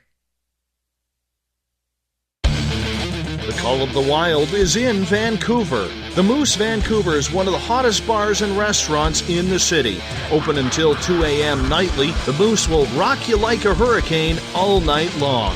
Great food with everything on the menu at $6.95 near the corner of Nelson and Granville. Get your horns up and come rock with us. The Moose Vancouver, the official rocking bar of Spaced Out Radio. Get your horns up with me on Spaced Out Radio. This is Ron Bumblefoot Thal. Come tune in to SOR where you can hear me rock out with Little Brother is Watching, the official theme song of Spaced Out Radio. And then come on over to bumblefoot.com where you can find out about my tour schedule, my music, and everything else. Bumblefoot.com keeps you up to date on what I'm doing and the best way to stay in touch with my music and music camps. Sign up for my newsletter at bumblefoot.com and remember, Little Brother is watching. Looking for a place to advertise at a very reasonable cost? Look no further than Spaced Out Radio. SpacedOutRadio.com has an advertising tab that you can click to check out our daily, weekly, and monthly packages to play on the radio, or our website including social media. From commercial spots to banners, we have it all. Check out our competitive pricing today. The freedom to post what you want, when you want. That's the social media freedom you need. Social Media Freedom is the free app in your app store. No need to worry about going to jail or being shadow banned any longer. It's the freedom to say what you feel. The freedom to know Big Brother isn't watching. It's the way social media is supposed to be. Social Media Freedom. It's time to set yourself free. Download from your app store today. Hey, this is Canadian Paranormal Investigator Mike Moore. The third Wednesday of every month, I'll be teaming up with Dave Scott to bring you Ghosts of the Great White North. Each month, we will bring on guests from across Canada to discuss their ghostly encounters.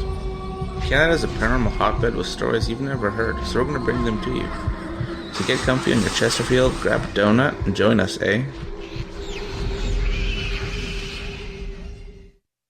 Hi, George Norrie here. Are you ready for UFO MegaCon, the immersion event? 7 days, 8 nights, 50 new speakers, UFO military witnesses, experiencer groups, skywatches, and so much more. Join me at UFO MegaCon, March 24th through the 30th in Laughlin, Nevada. Truly the one and only new information conference of the year. Now check it out at UFOMegaCon.com. That's UFOMegaCon.com. You know, it's hard being the bad man of ufology, but that's just the way that I like it. This is Chris George Zuger, and I'll be hanging out with Dave Scott and SOR scientist Chris Cogswell for Reality Paranormal, the second Wednesday of every month. And our job is to break it down and come to conclusions as to what is really going on in the supernatural world. I'd love for you to join us right here on Spaced Out Radio. Visit purpleplates.com today. For over 40 years, the Purple Energy Plates have been delivering amazing results for their many customers. Inspired by the great genius Nikola Tesla, the harmony, healing, and energetic effects of the plates have proven over and over to be beneficial and often miraculous to thousands of customers. Check their site for daily specials and choose from their many energy products. You won't be sorry. Visit them today at purpleplates.com. Find your escape where time has no limits. It's about living today and cherishing the heritage of yesterday. A spirit of adventure for what is new, with the nostalgia of the past. Your timepiece is a reflection of who you are. Life surrounded by beauty from the world around us to the soul within. EscapeWatches.com. There is no time like the present to enjoy your escape. Use promo code SMF2017 for your 20% discount today. We are getting ready to relaunch the SOR Space Travelers Club at spacedoutradio.com. For $5 a month, you can join us for a plethora of features found nowhere else. Hang out in a private chat room during the show and after party. You can check out some exclusive content and a store specifically for you, as well as a private listener forum where you can post your thoughts, stories, and pictures. The SOR Space Travelers Club, coming soon to spacedoutradio.com. You hear footsteps in the empty room above you. A rocking chair begins rocking by itself. Don't be afraid of the things that go bump in the night. Reach for Spirit Storybox, the iPhone app the Huffington Post UK called the only ghost hunting app you will ever need. Spirit Storybox. The spirits are telling their stories. Are you listening? So, you love talk radio? Then you'll love TalkStreamLive.com. TalkStream Live is always on, 24/7, with the best streaming talk shows. Find your favorite talkers and discover some new ones. It's free, readily available online or on mobile with any smartphone or tablet. Finding your favorite talk shows all in one place has gotten a whole lot easier. Just go to TalkStreamLive.com. Be sure to download the free apps from Google Play or the iTunes App Store. On the first Tuesday of every month, I encourage you to come along for a journey with me, Geraldine Orozco, on The Spiritual You.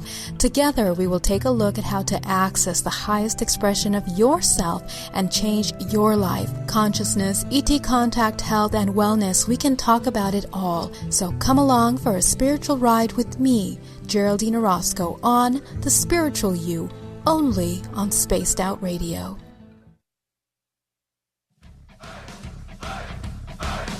Would you like to connect with us? Head to spacedoutradio.com for all your latest show info. Now, back to Dave Scott and SOR. Welcome back to hour number 3 of Spaced Out Radio. Tonight, I am your host, Dave Scott. Great to have you with us. Tomorrow night on the show, it's Ghosts of the Great White North. So we have Mike Morin and Morgan Knudsen back. We'll have a special guest as well, starting at 9:06 Pacific, 12:06 a.m. Eastern at spacedoutradio.com. We want to welcome in everyone on our terrestrial affiliates listening in on KDUN AM 1030 in Reedsport, Oregon, KZFX 93.7 FM in Ridgecrest, California, WQEE 99.1 FM in Noonan, Georgia, and UPRN 107.7 FM in New Orleans. On the digital side, hi to everyone on Revolution Radio and Deep Talk Radio. Good to have you with us. Don't forget to check out our archives at youtube.com/Spaced Out Radio. Just do old Davey the favor, hit that subscribe button. The Desert Clam has set the password for tonight in the SOR Space Travelers Club. Daffodowndilly. Daffodowndilly is your password. Make sure you use it wisely, Space Travelers, as the Clam sets the password each and every night right here on the mighty SOR. Our website is spacedoutradio.com, where we have a plethora of features for you. You can rock out to Bumblefoot, go shopping right now at our Spaced Out Radio store because you need one of our t-shirts and hats, and of course, Captain Shirk's SOR Newswire, and so much more. For the final time tonight, we introduce our guest, Susan Sheppard. We have been talking about a lot of really cool topics tonight, so you might want to check out the archive on this one after the show. We've been talking Men in Black, we've been talking shadow people, we've been talking ghosts, and everything in between. The Mothman, we got into that. Susan, you are a woman with a plethora of topics to talk about. Love having you here. Thank you so much. Well, thank you. Yeah, love using the word plethora around here too. It seems like people that have some of these experiences, you know, a lot of people might say we're unhinged or maybe not stable, but like, I don't believe that. But, you know, if you have an openness toward things, you know, UFOs, Men in Black, Mothman for the brief time that he came, you're also going to have a tendency to attract spirits and other kinds of entities. I guess we could just sort of generally refer to them most as entities that we don't quite understand. We have theories about them. Those theories tend to change, you know, over the years. So, yeah, poltergeists are pretty interesting. I don't wish them on anyone, but they're pretty interesting. But most of the time, I don't see anything bad happening with them. Let's get to a couple of questions from our audience, if you don't mind. BTO is asking, why would shadow people take a human shape? Are they interdimensional shapeshifters of sorts? Well, they're trying to mimic a human being. So, you know, whether that is to seem as something familiar that the person is going to recognize rather than appear in some sort of shape that maybe we might not recognize, rather, you know, so that would be my theory. They are mimicking a human being. They're not human though, but it's a type of a trickster in a sense. You know, and many spirits will do that. Sometimes they will appear as something the person is sympathetic to. They might appear as the sound of a crying baby, or, you know, appear as a pitiful old person. But in terms of shadow people, it seems that they're trying to bring across that they are human as well. And maybe in that way they would attract communication, which is something I've never tried with any shadow people. I'm not too interested in doing that. Got a 3-part question from Andrew here on Twitter, and he is asking, Susan, if indeed some kind of entity or spirit can attach to someone and do harm, then could that process also explain how some breakthroughs happen? Could so-called geniuses actually be fed the information from elsewhere, like an energy form, which helps? Absolutely.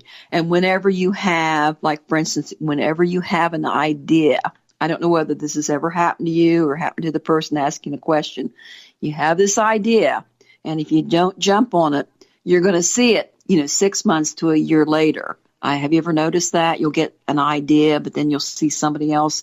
Yeah, we're all channeling information, and I believe genius and creativity and all that is a type of channeling of these energies, these ideas, from the cosmos or the collective unconscious, whatever you want to call it. I also work as an artist, and I'm a writer and a poet. So, yeah, definitely. And they're very related to creativity.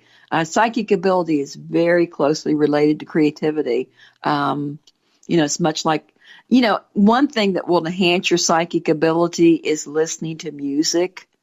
Getting you into the flow or playing music will enhance your psychic ability.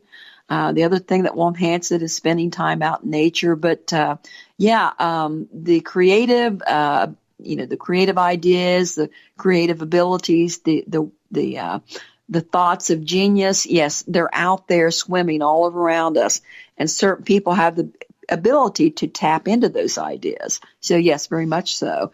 It could be a positive thing. And like I said, with the negative manifestations of it, usually that person has a very negative, lifestyle without seeming judgmental, but they will be, a lot of times they're victims of incest, which of course is not their fault, which might lead to substance abuse, which might lead to other kinds of things.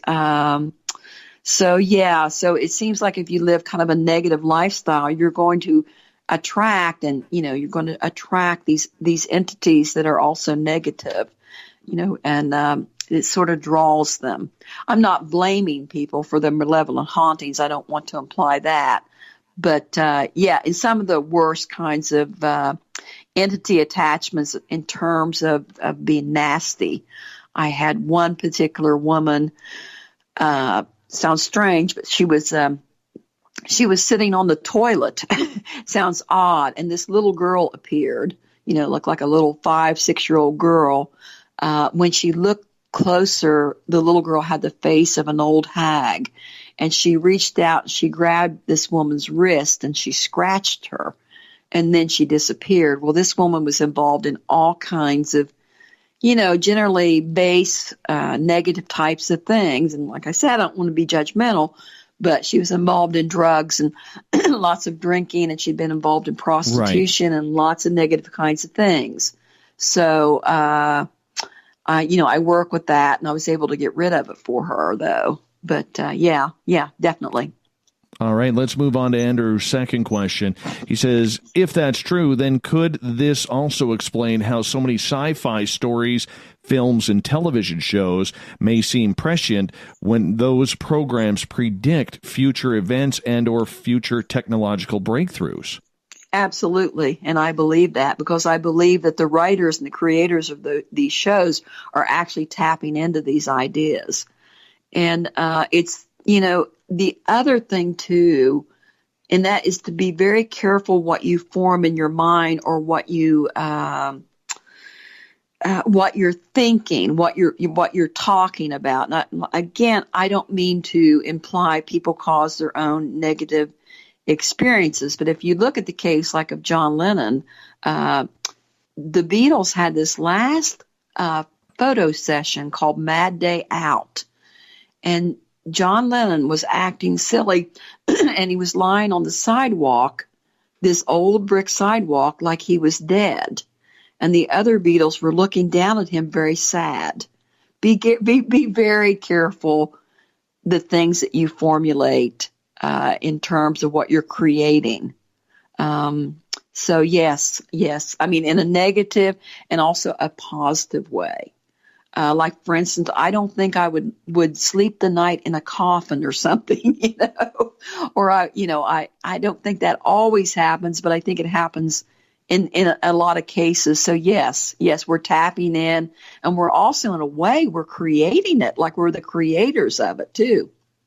I hear a lot of people talking about, assassinations and things like that I wouldn't make a YouTube video on something like that. I just wouldn't. It sets the energy up for it to happen. So anyway, that's my belief. All right, let's move on to the third part of his question here on Twitter.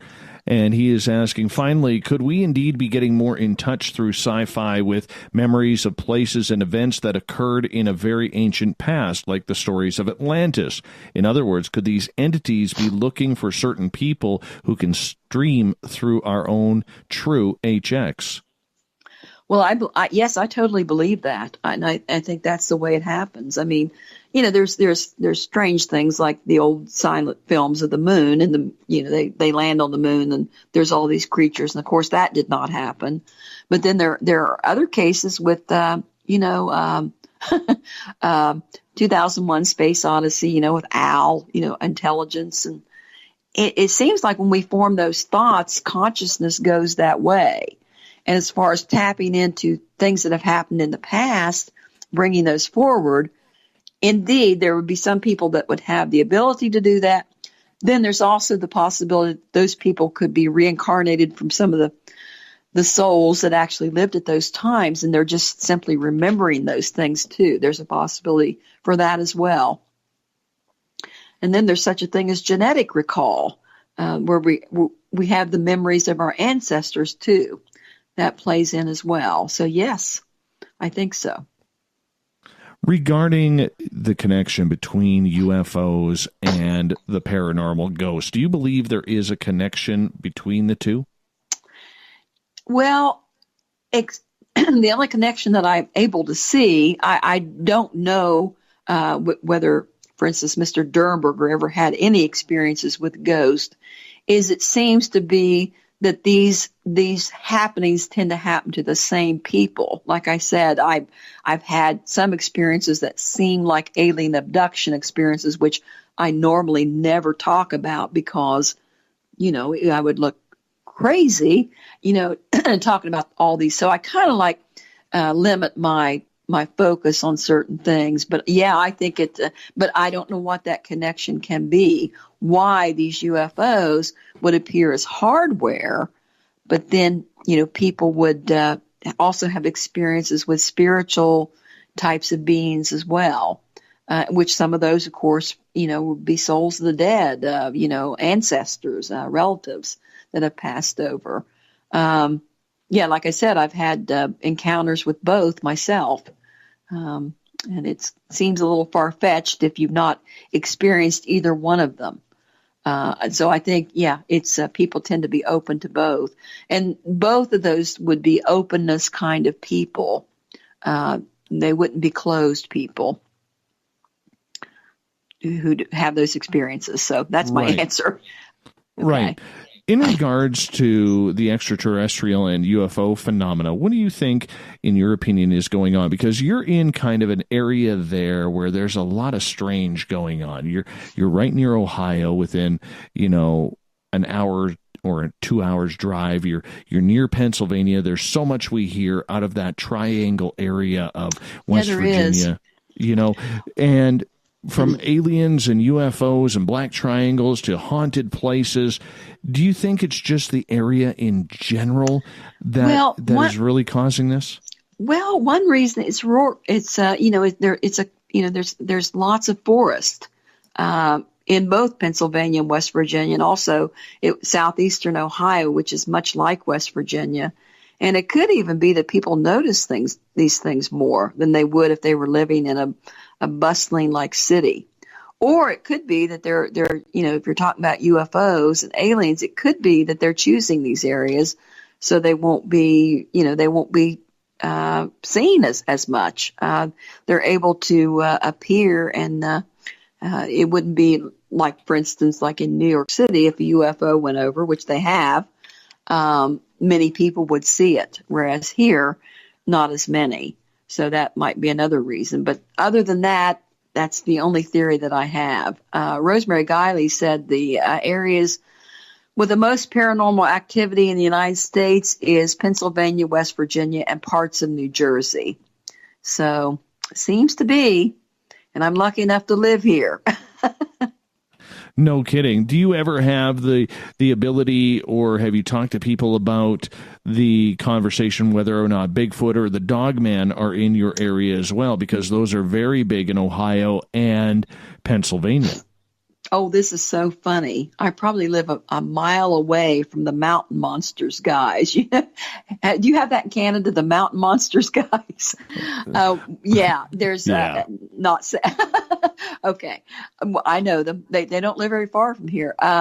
Yeah, there's lots of sightings there's some of Bigfoot and also of Dogman as well. Also, claims of Wolfman in parts of West Virginia. I personally have not had any experiences that I know of with Bigfoot, Dogman, or any Wolfman kind of creature. But I'm open to it if it's going to happen. I do have friends that do Bigfoot investigations, and they've had strange, like, sounds, howling, crying, like noises, and beating on, like, wood, strange sounds like that. But I personally have not had any, so I don't have any expertise. I know that there's some people looking into areas that tend to have Bigfoot sightings, also have a lot of UFO sightings. It's very interesting. I don't know why.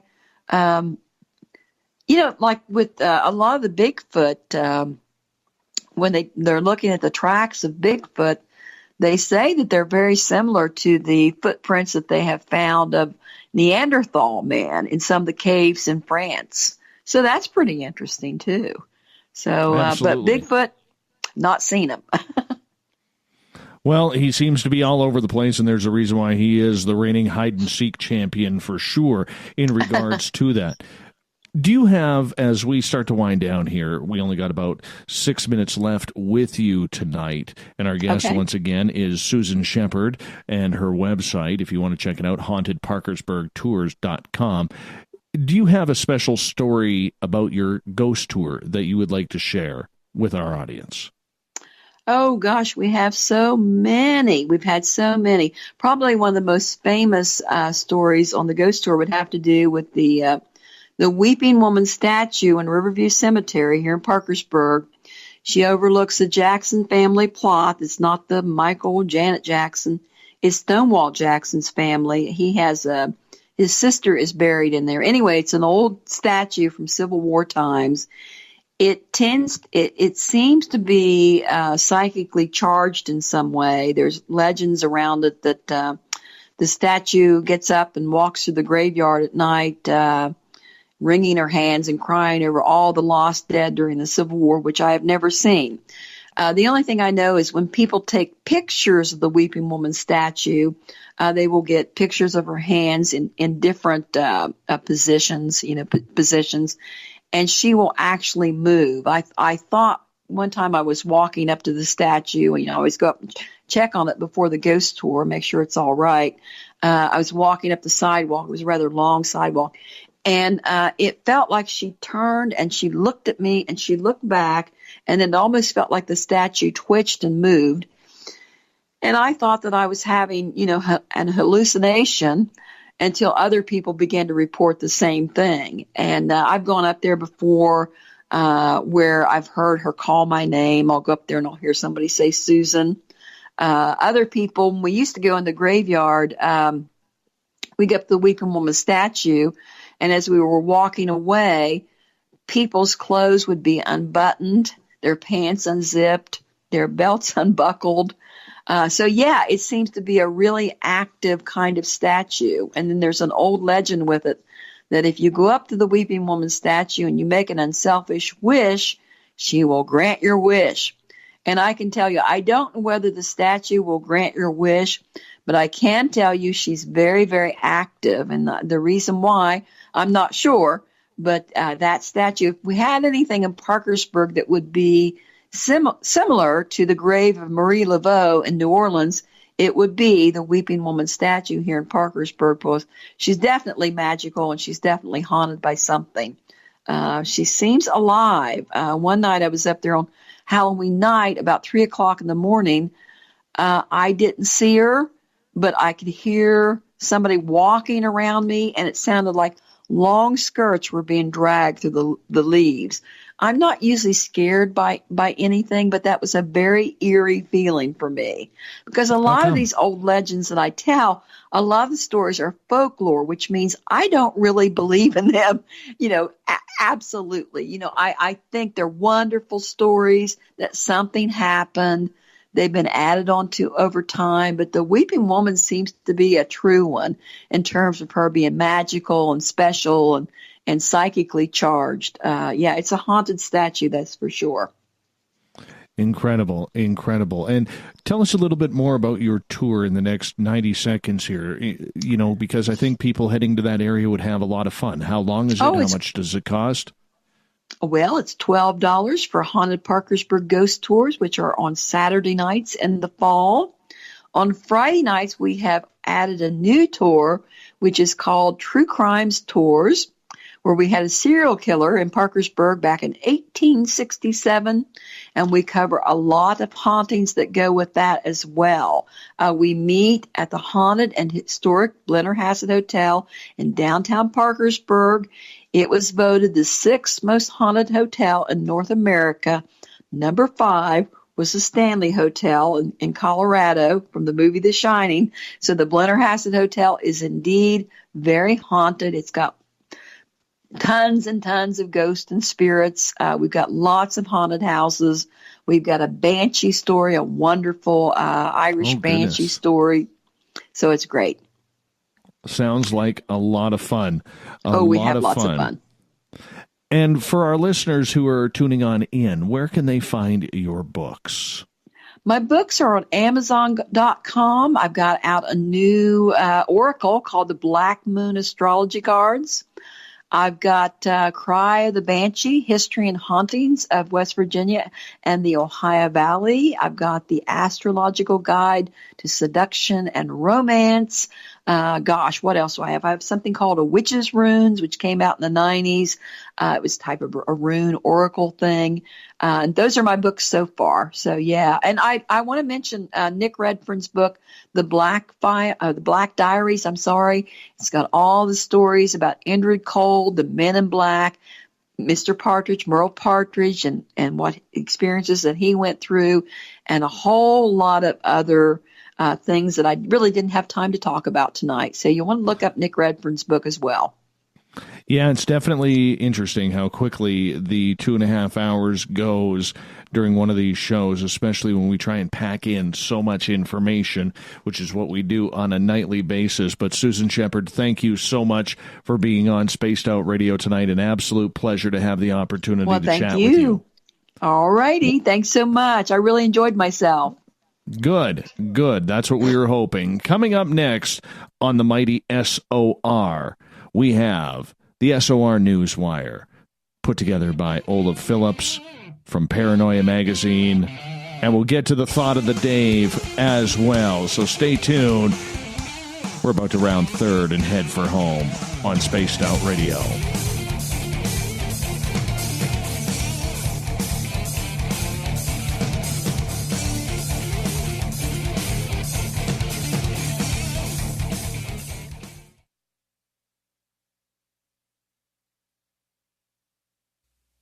You're listening to Spaced Out Radio Live with Dave Scott on the Deep Talk Radio Network.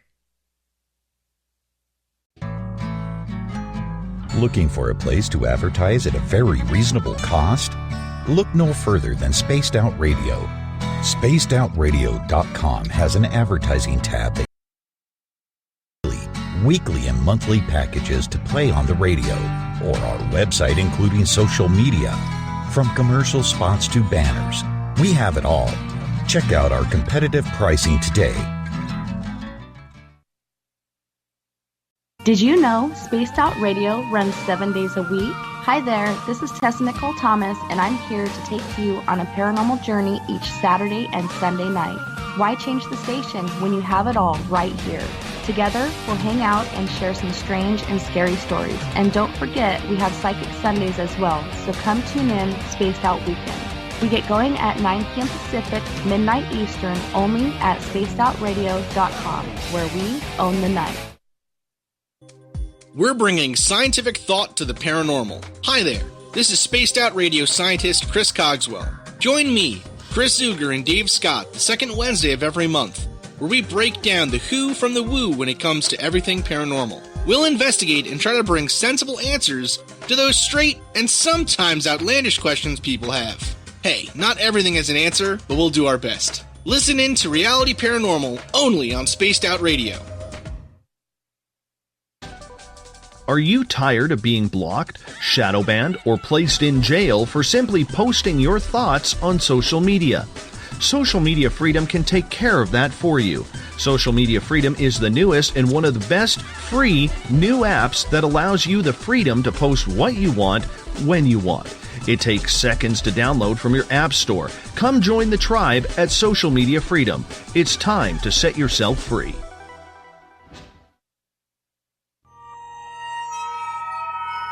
You hear footsteps in the empty room above you. A rocking chair begins rocking by itself. Don't be afraid of the things that go bump in the night. Reach for Spirit Storybox, the iPhone app the Huffington Post UK called the only ghost hunting app you will ever need. Spirit Storybox. The spirits are telling their stories. Are you listening? Heading to Vancouver and looking for a night on the town? The Moose Vancouver is the bar that never stops rocking until 2 a.m. every night. The Moose has great food with everything on the menu from $6.95 to $8.95. Fantastic, vibrant staff and rock and roll that will bring you back to when the music was real, the hair was long, and the guitars were rocking. Get your party on at the Moose Vancouver, the official party bar of Spaced Out Radio. Are you intrigued by Paranormal Talk Radio? You'll love the new Paranormal Radio app from TalkStream Live. You'll find a great selection of talk shows covering UFOs, ghosts, strange phenomena, and much more.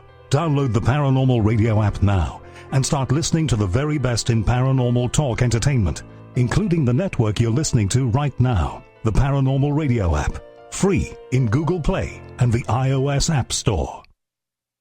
Hi, George Norrie here. Are you ready for UFO MegaCon, the immersion event? 7 days, 8 nights, 50 new speakers, UFO military witnesses, experiencer groups, skywatches, and so much more. Join me at UFO MegaCon, March 24th through the 30th in Laughlin, Nevada. Truly the one and only new information conference of the year. Now check it out at UFOMegaCon.com. That's UFOMegaCon.com.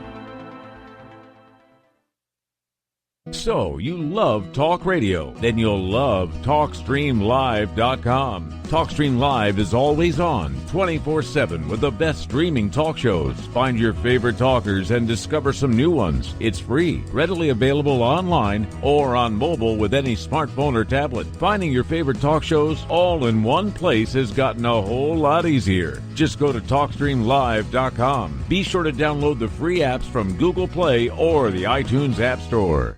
Hello, this is your guitar man, Ron Bumblefoot Thal, and I have to tell you, I love the response I get for Little Brother is Watching from Spaced Out Radio fans. It's amazing how music can inspire and make people think deeper about what's going on in the supernatural world. You can head over to my website, bumblefoot.com, to check out my music, my guitar workshops, my touring, even check out some of the hot sauces that I'm working on. And make sure you keep on listening, because with Spaced Out Radio, you know Little Brother is watching. Hi there, this is Geraldine Orozco from San Francisco's Bay Area Meditation. I invite you to join me the first Tuesday of every month with Dave Scott for Spaced Out Radio's The Spiritual You. In this fast-paced world we live in, it's time for you to take some time for you. We'll cover every possible subject from powerful meditation to healing techniques to your own intuition and spirituality. So come join us for The Spiritual You. A timepiece is a reflection of who you are, and what better way to show off the real you than with an Escape watch? Escape is a lifestyle brand accessorizing your days and nights. Choose to escape and create the life of discovery that you deserve. Dream, play, unite with your own personalized Escape watch. Head to escapewatches.com. There is no time like the present to enjoy your escape. Use promo code SMF2017 for your 20% discount today. Visit purpleplates.com today. For over 40 years, the Purple Energy Plates have been delivering amazing results for their many customers. Inspired by the great genius Nikola Tesla, the harmony, healing, and energetic effects of the plates have proven over and over to be beneficial and often miraculous to thousands of customers. Check their site for daily specials and choose from their many energy products. You won't be sorry. Visit them today at purpleplates.com. Coming soon to our website, spacedoutradio.com, is the SOR Space Travelers Club. For just $5 a month, you can get into a private area on our site where you can hang with other listeners in our chat room, post in our forum, and check out a bunch of exclusive content and store that won't be found anywhere else, including a nightly after-show party with Dave. It's going to be the best $5 a month you're going to spend. The SOR Space Travelers, only at spacedoutradio.com.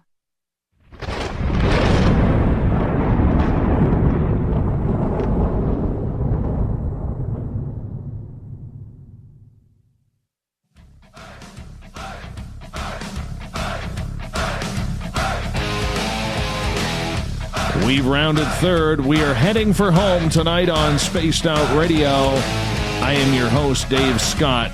Great to have you with us as I'm sitting in the captain's chair of SOR headquarters of the frozen Canadian tundra of British Columbia.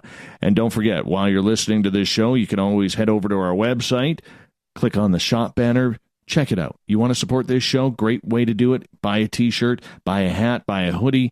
It's a good way to look, and we want those photos of you and our swag, so that way we can post them on up and show you off as a great listener of this show. So please go ahead and do it. We get to the news of the night, the weird, the wacky, the WTF, brought to you by Paranoia Magazine. It's the SOR Newswire.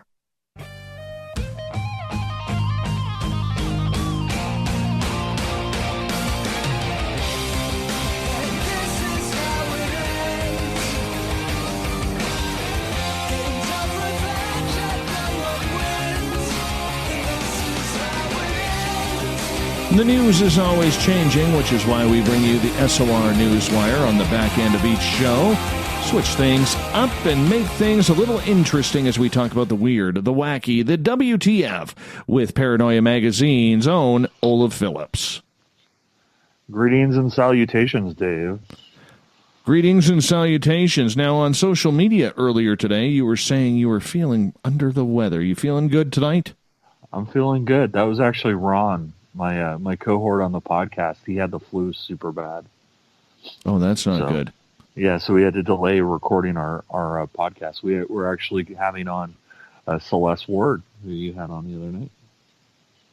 Very nice. Very nice. Yeah, Yeah. she's pretty cool. I like She's her. cool. Celeste has some great stories.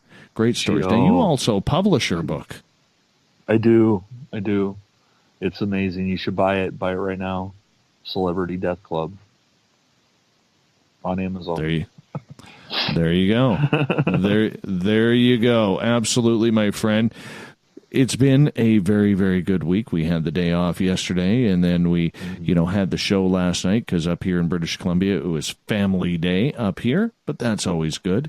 We try and make things happen. Had to do a good show, which I thought we did last night, and now we have you back tonight. So what do you got for us in the news?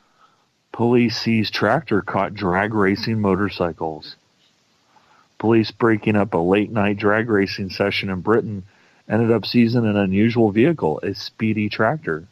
Amesbury police said they responded to a report of drag racing motorcycles in Wiltshire and ended up discovering the bikes were racing against a New Holland T6 175 tractor. Police said the tractor was found to be running on red diesel, a duty-free fuel allowed to be used strictly for agricultural purposes. Rather unusual stop for Team 1 tonight, police tweeted. Tractor stopped after being reported for drag racing motorcycles. The vehicle was seized as the driver couldn't prove he was insured and was driving on red diesel, the tweet said. So, tractors, drag racing motorcycles. Where does it end? Interesting. I don't know. But, you get a John Deere going full throttle. I'd put that up against a motorbike. Absolutely. I'll tell you, eons ago, I have a relative who's a farmer, and he had one of those ginormous tractors that have like 8 wheels, and they had cleared the field, and he took my oldest son out in the tractor, and he let him drive it, and they were hauling ass driving through this field. It was crazy. It is kind of crazy. Yeah, they can move, man. They can move. What else you got for us in story number 2? Let me see here. Here we are. Sorry, it reloaded. The internet is not my friend. Petition calls for Montana to be sold to Canada. This is for you, Dave.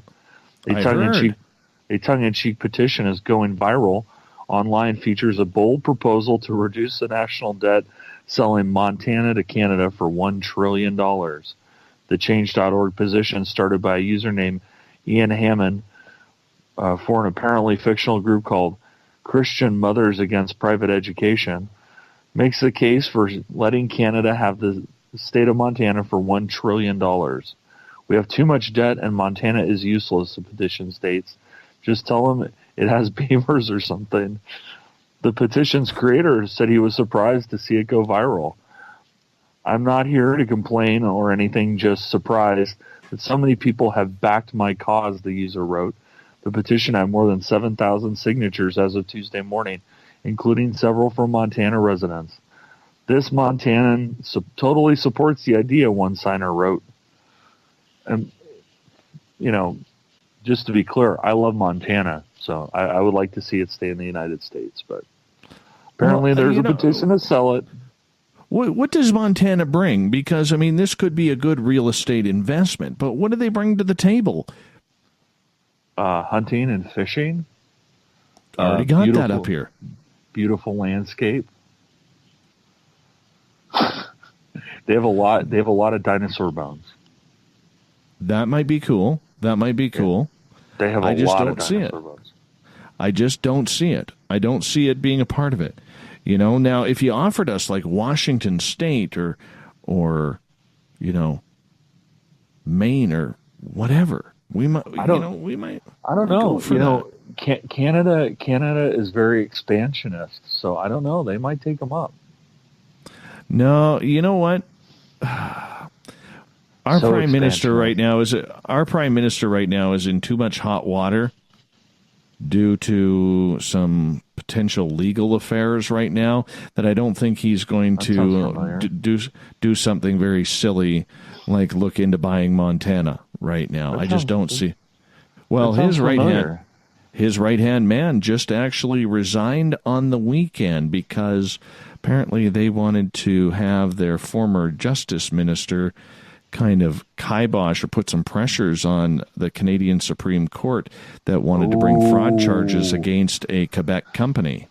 Oh, obstruction. Yeah. That's not good. No. Yeah, we got that happening up here right now, and there's a lot of Canadians who are happy because it could bring down the government.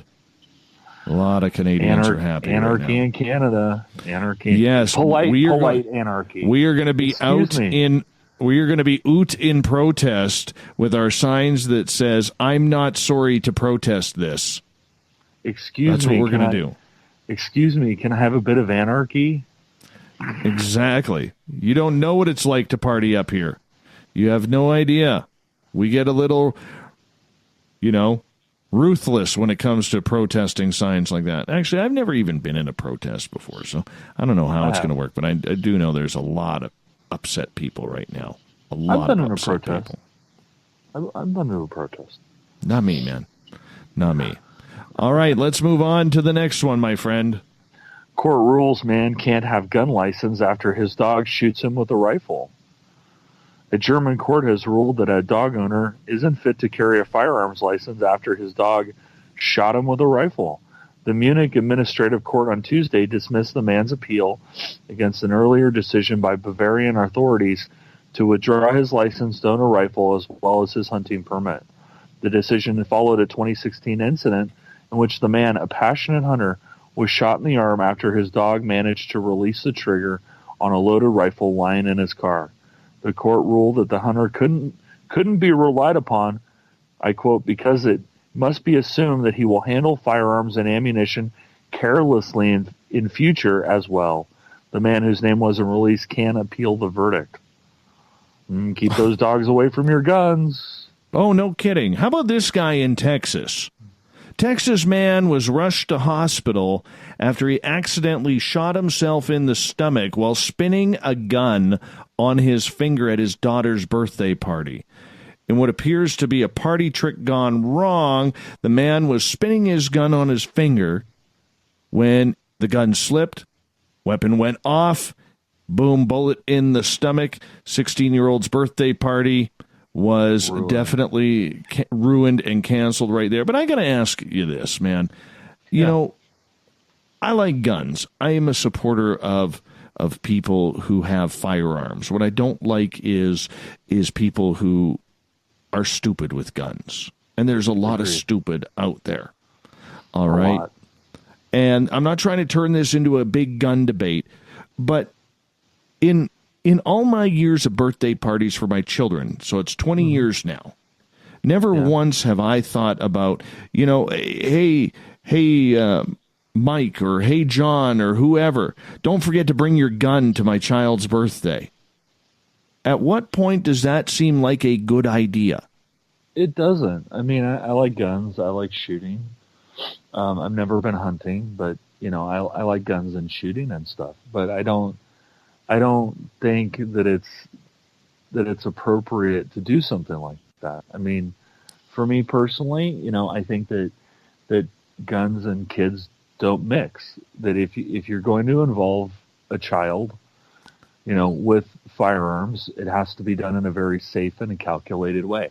At a range where, you know, safety procedures are observed, show them the rational right way to handle a firearm. You know, don't be spinning your gun around or pulling it out like you're in Gunsmoke. I mean, it's just not appropriate. Yeah, I mean, dumb. I know this sounds awful, but thank God it shot him in the stomach, right? Yeah, exactly. But I mean, what a stupid way to ruin a party. I don't get it. It's just stupid. It's real simple, people. If you are a parent, lock it up. Don't bring out a gun at a kid's birthday party, no matter how old they are. It just doesn't work. No. Lock it up. Exactly. It up. I agree with you, my friend. We got time for one more. A Florida man wants to be entombed in his boat when he dies. Good for him. Jim Tucker reckons the concrete-hulled boat in Santa Rosa Sound, where he spends his days, has about 1,000 years before it crumbles into dust, settling into a mushy pile at the bottom of whatever it might be moored. However, as long as the boat lasts, when it goes down, Tucker wants to go down with it. His plans to be laid in eternal rest in the bow of the now century-old vessel, probably in a body bag encased in fiberglass inside a sealed concrete vault. One of the questions you might have, Tucker surmised recently, is it legal? After spending about $800 on a local attorney, Tucker has an answer. Sort of. There's no law against my spending eternity in the bottom of my boat, he said. What he really means, though, after a little probing, is that there is no state or federal law against it. And he merely shrugs off any suggestion that there might be some local legal impediment to his plans for his final resting place. I think I own the land the boat sits on in the water, he said. And besides, he goes on, the Episcopal Church next door includes a columbarium storage space for funerary urns. The story of the boat is woven into local history. Built as an Army transport in 1921, saw limited service along the East Coast. In the late 1920s, it was passed into private hands, ferrying bananas from Venezuela to the United States. It returned briefly to military service in World War II. Back in private hands in 1951, the boat was used as a floating restaurant in Wilmington, North Carolina, and later in Tampa. 1974, Fort Walton Beach developer A.P. Qualls bought it and moored it the Brooks Bridge as a showboat. Tucker bought the boat a few years later after the barnacles had sealed a crack in the hull and towed it to its current mooring off Miracle Strip Parkway next to St. Simon's Episcopal Church. It has been my safe haven for 40 years plus, the 85-year-old Tucker said on a recent afternoon, sitting at a large desk in the apartment office he's fashioned at the stern of the triple-decked 150-foot vessel. Wow. It's a safe haven that Tucker freely admits he needs, as the personal ravages of a tough 22-year Army career bump up against his psyche like the water lapping at the hull of his boat. Most of my life I've been scared of something, he said. I feel safe here. And it goes on, but it basically, he wants to be buried in his boat. He's going to get sealed inside the hull, and there you go. All right. Let's get to the thought of the day. Thought of the day.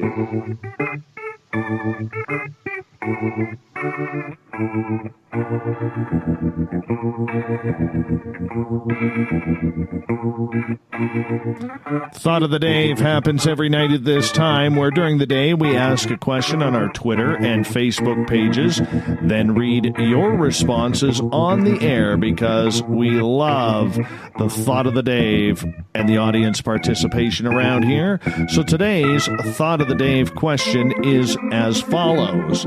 Tell me about your run-in with either a shadow person or the dreaded Men in Black. We got some good stories tonight, Olaf. Very good stories. Let's do it. Michelle on Twitter at hashtag Spaced Out Radio says, they were doing construction on the old building that I was working in. There was a fake wall put around the construction area. It was about 5:30 in the morning, and near the end of our shift, I seen a shadow on the wall, and I asked my coworker if someone had shown up early to work. Oh. She said no. Then I looked at the wall, and the shadow ran down the hall. Whoa. Graham, to this day, I recall Christian, my neighbor, taken in a car by men. I wonder if it was a dream. I sat with his family at the table, and I asked this actual event. Did it happen? Despite the questions and doubt, I truly believe the MIBs are out there, Dave, my friend. Tessa, I woke to one just the other night. I thought it was my daughter Lily, but when I went to grab for her, my hand went through and straight down to where she was laying on the bed. I pulled my daughter close, and the small figure disappeared.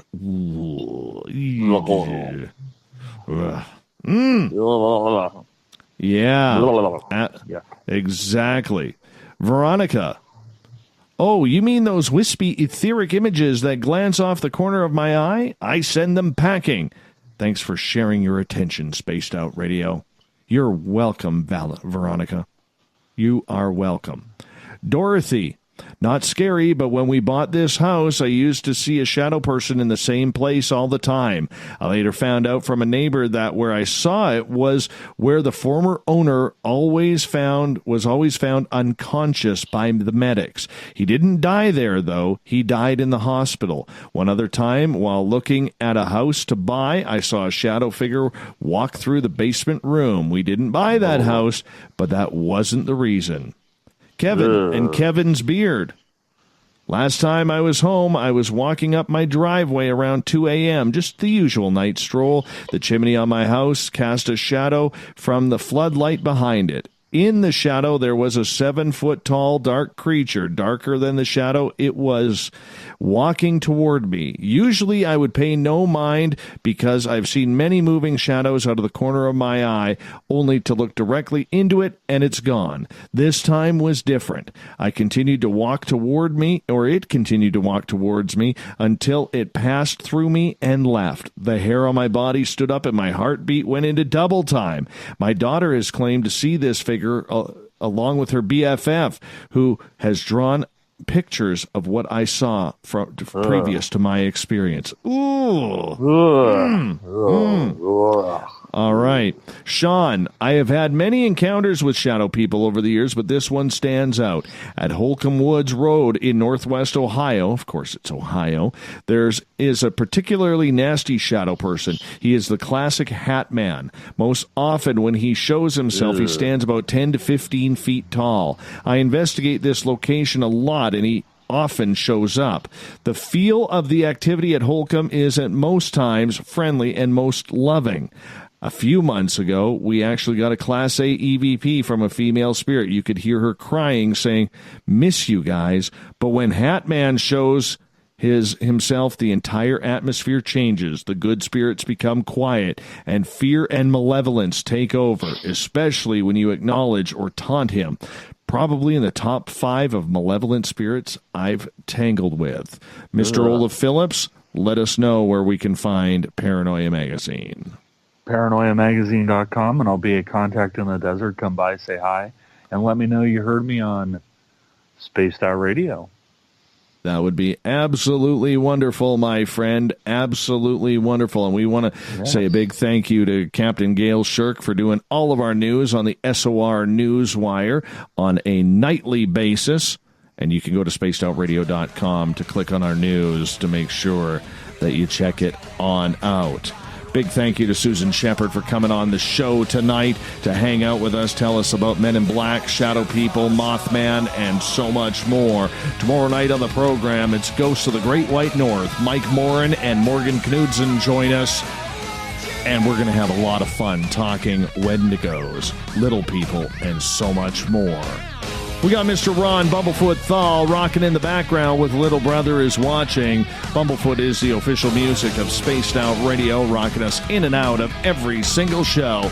Get your horns up for the guitar god himself. Special thanks to everyone listening in at home, in your cars, at work, in our chat rooms, wherever you may be. Please remember, this show is copyright by Spaced Out Radio and SOR Media Ventures Limited, but all the thanks goes to you because we are growing, we are getting bigger and better every single night, because together, my friends, make a mistake, we're watching.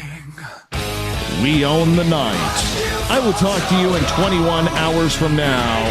Mr. Bumblefoot, we need a favor. We need you to take us home.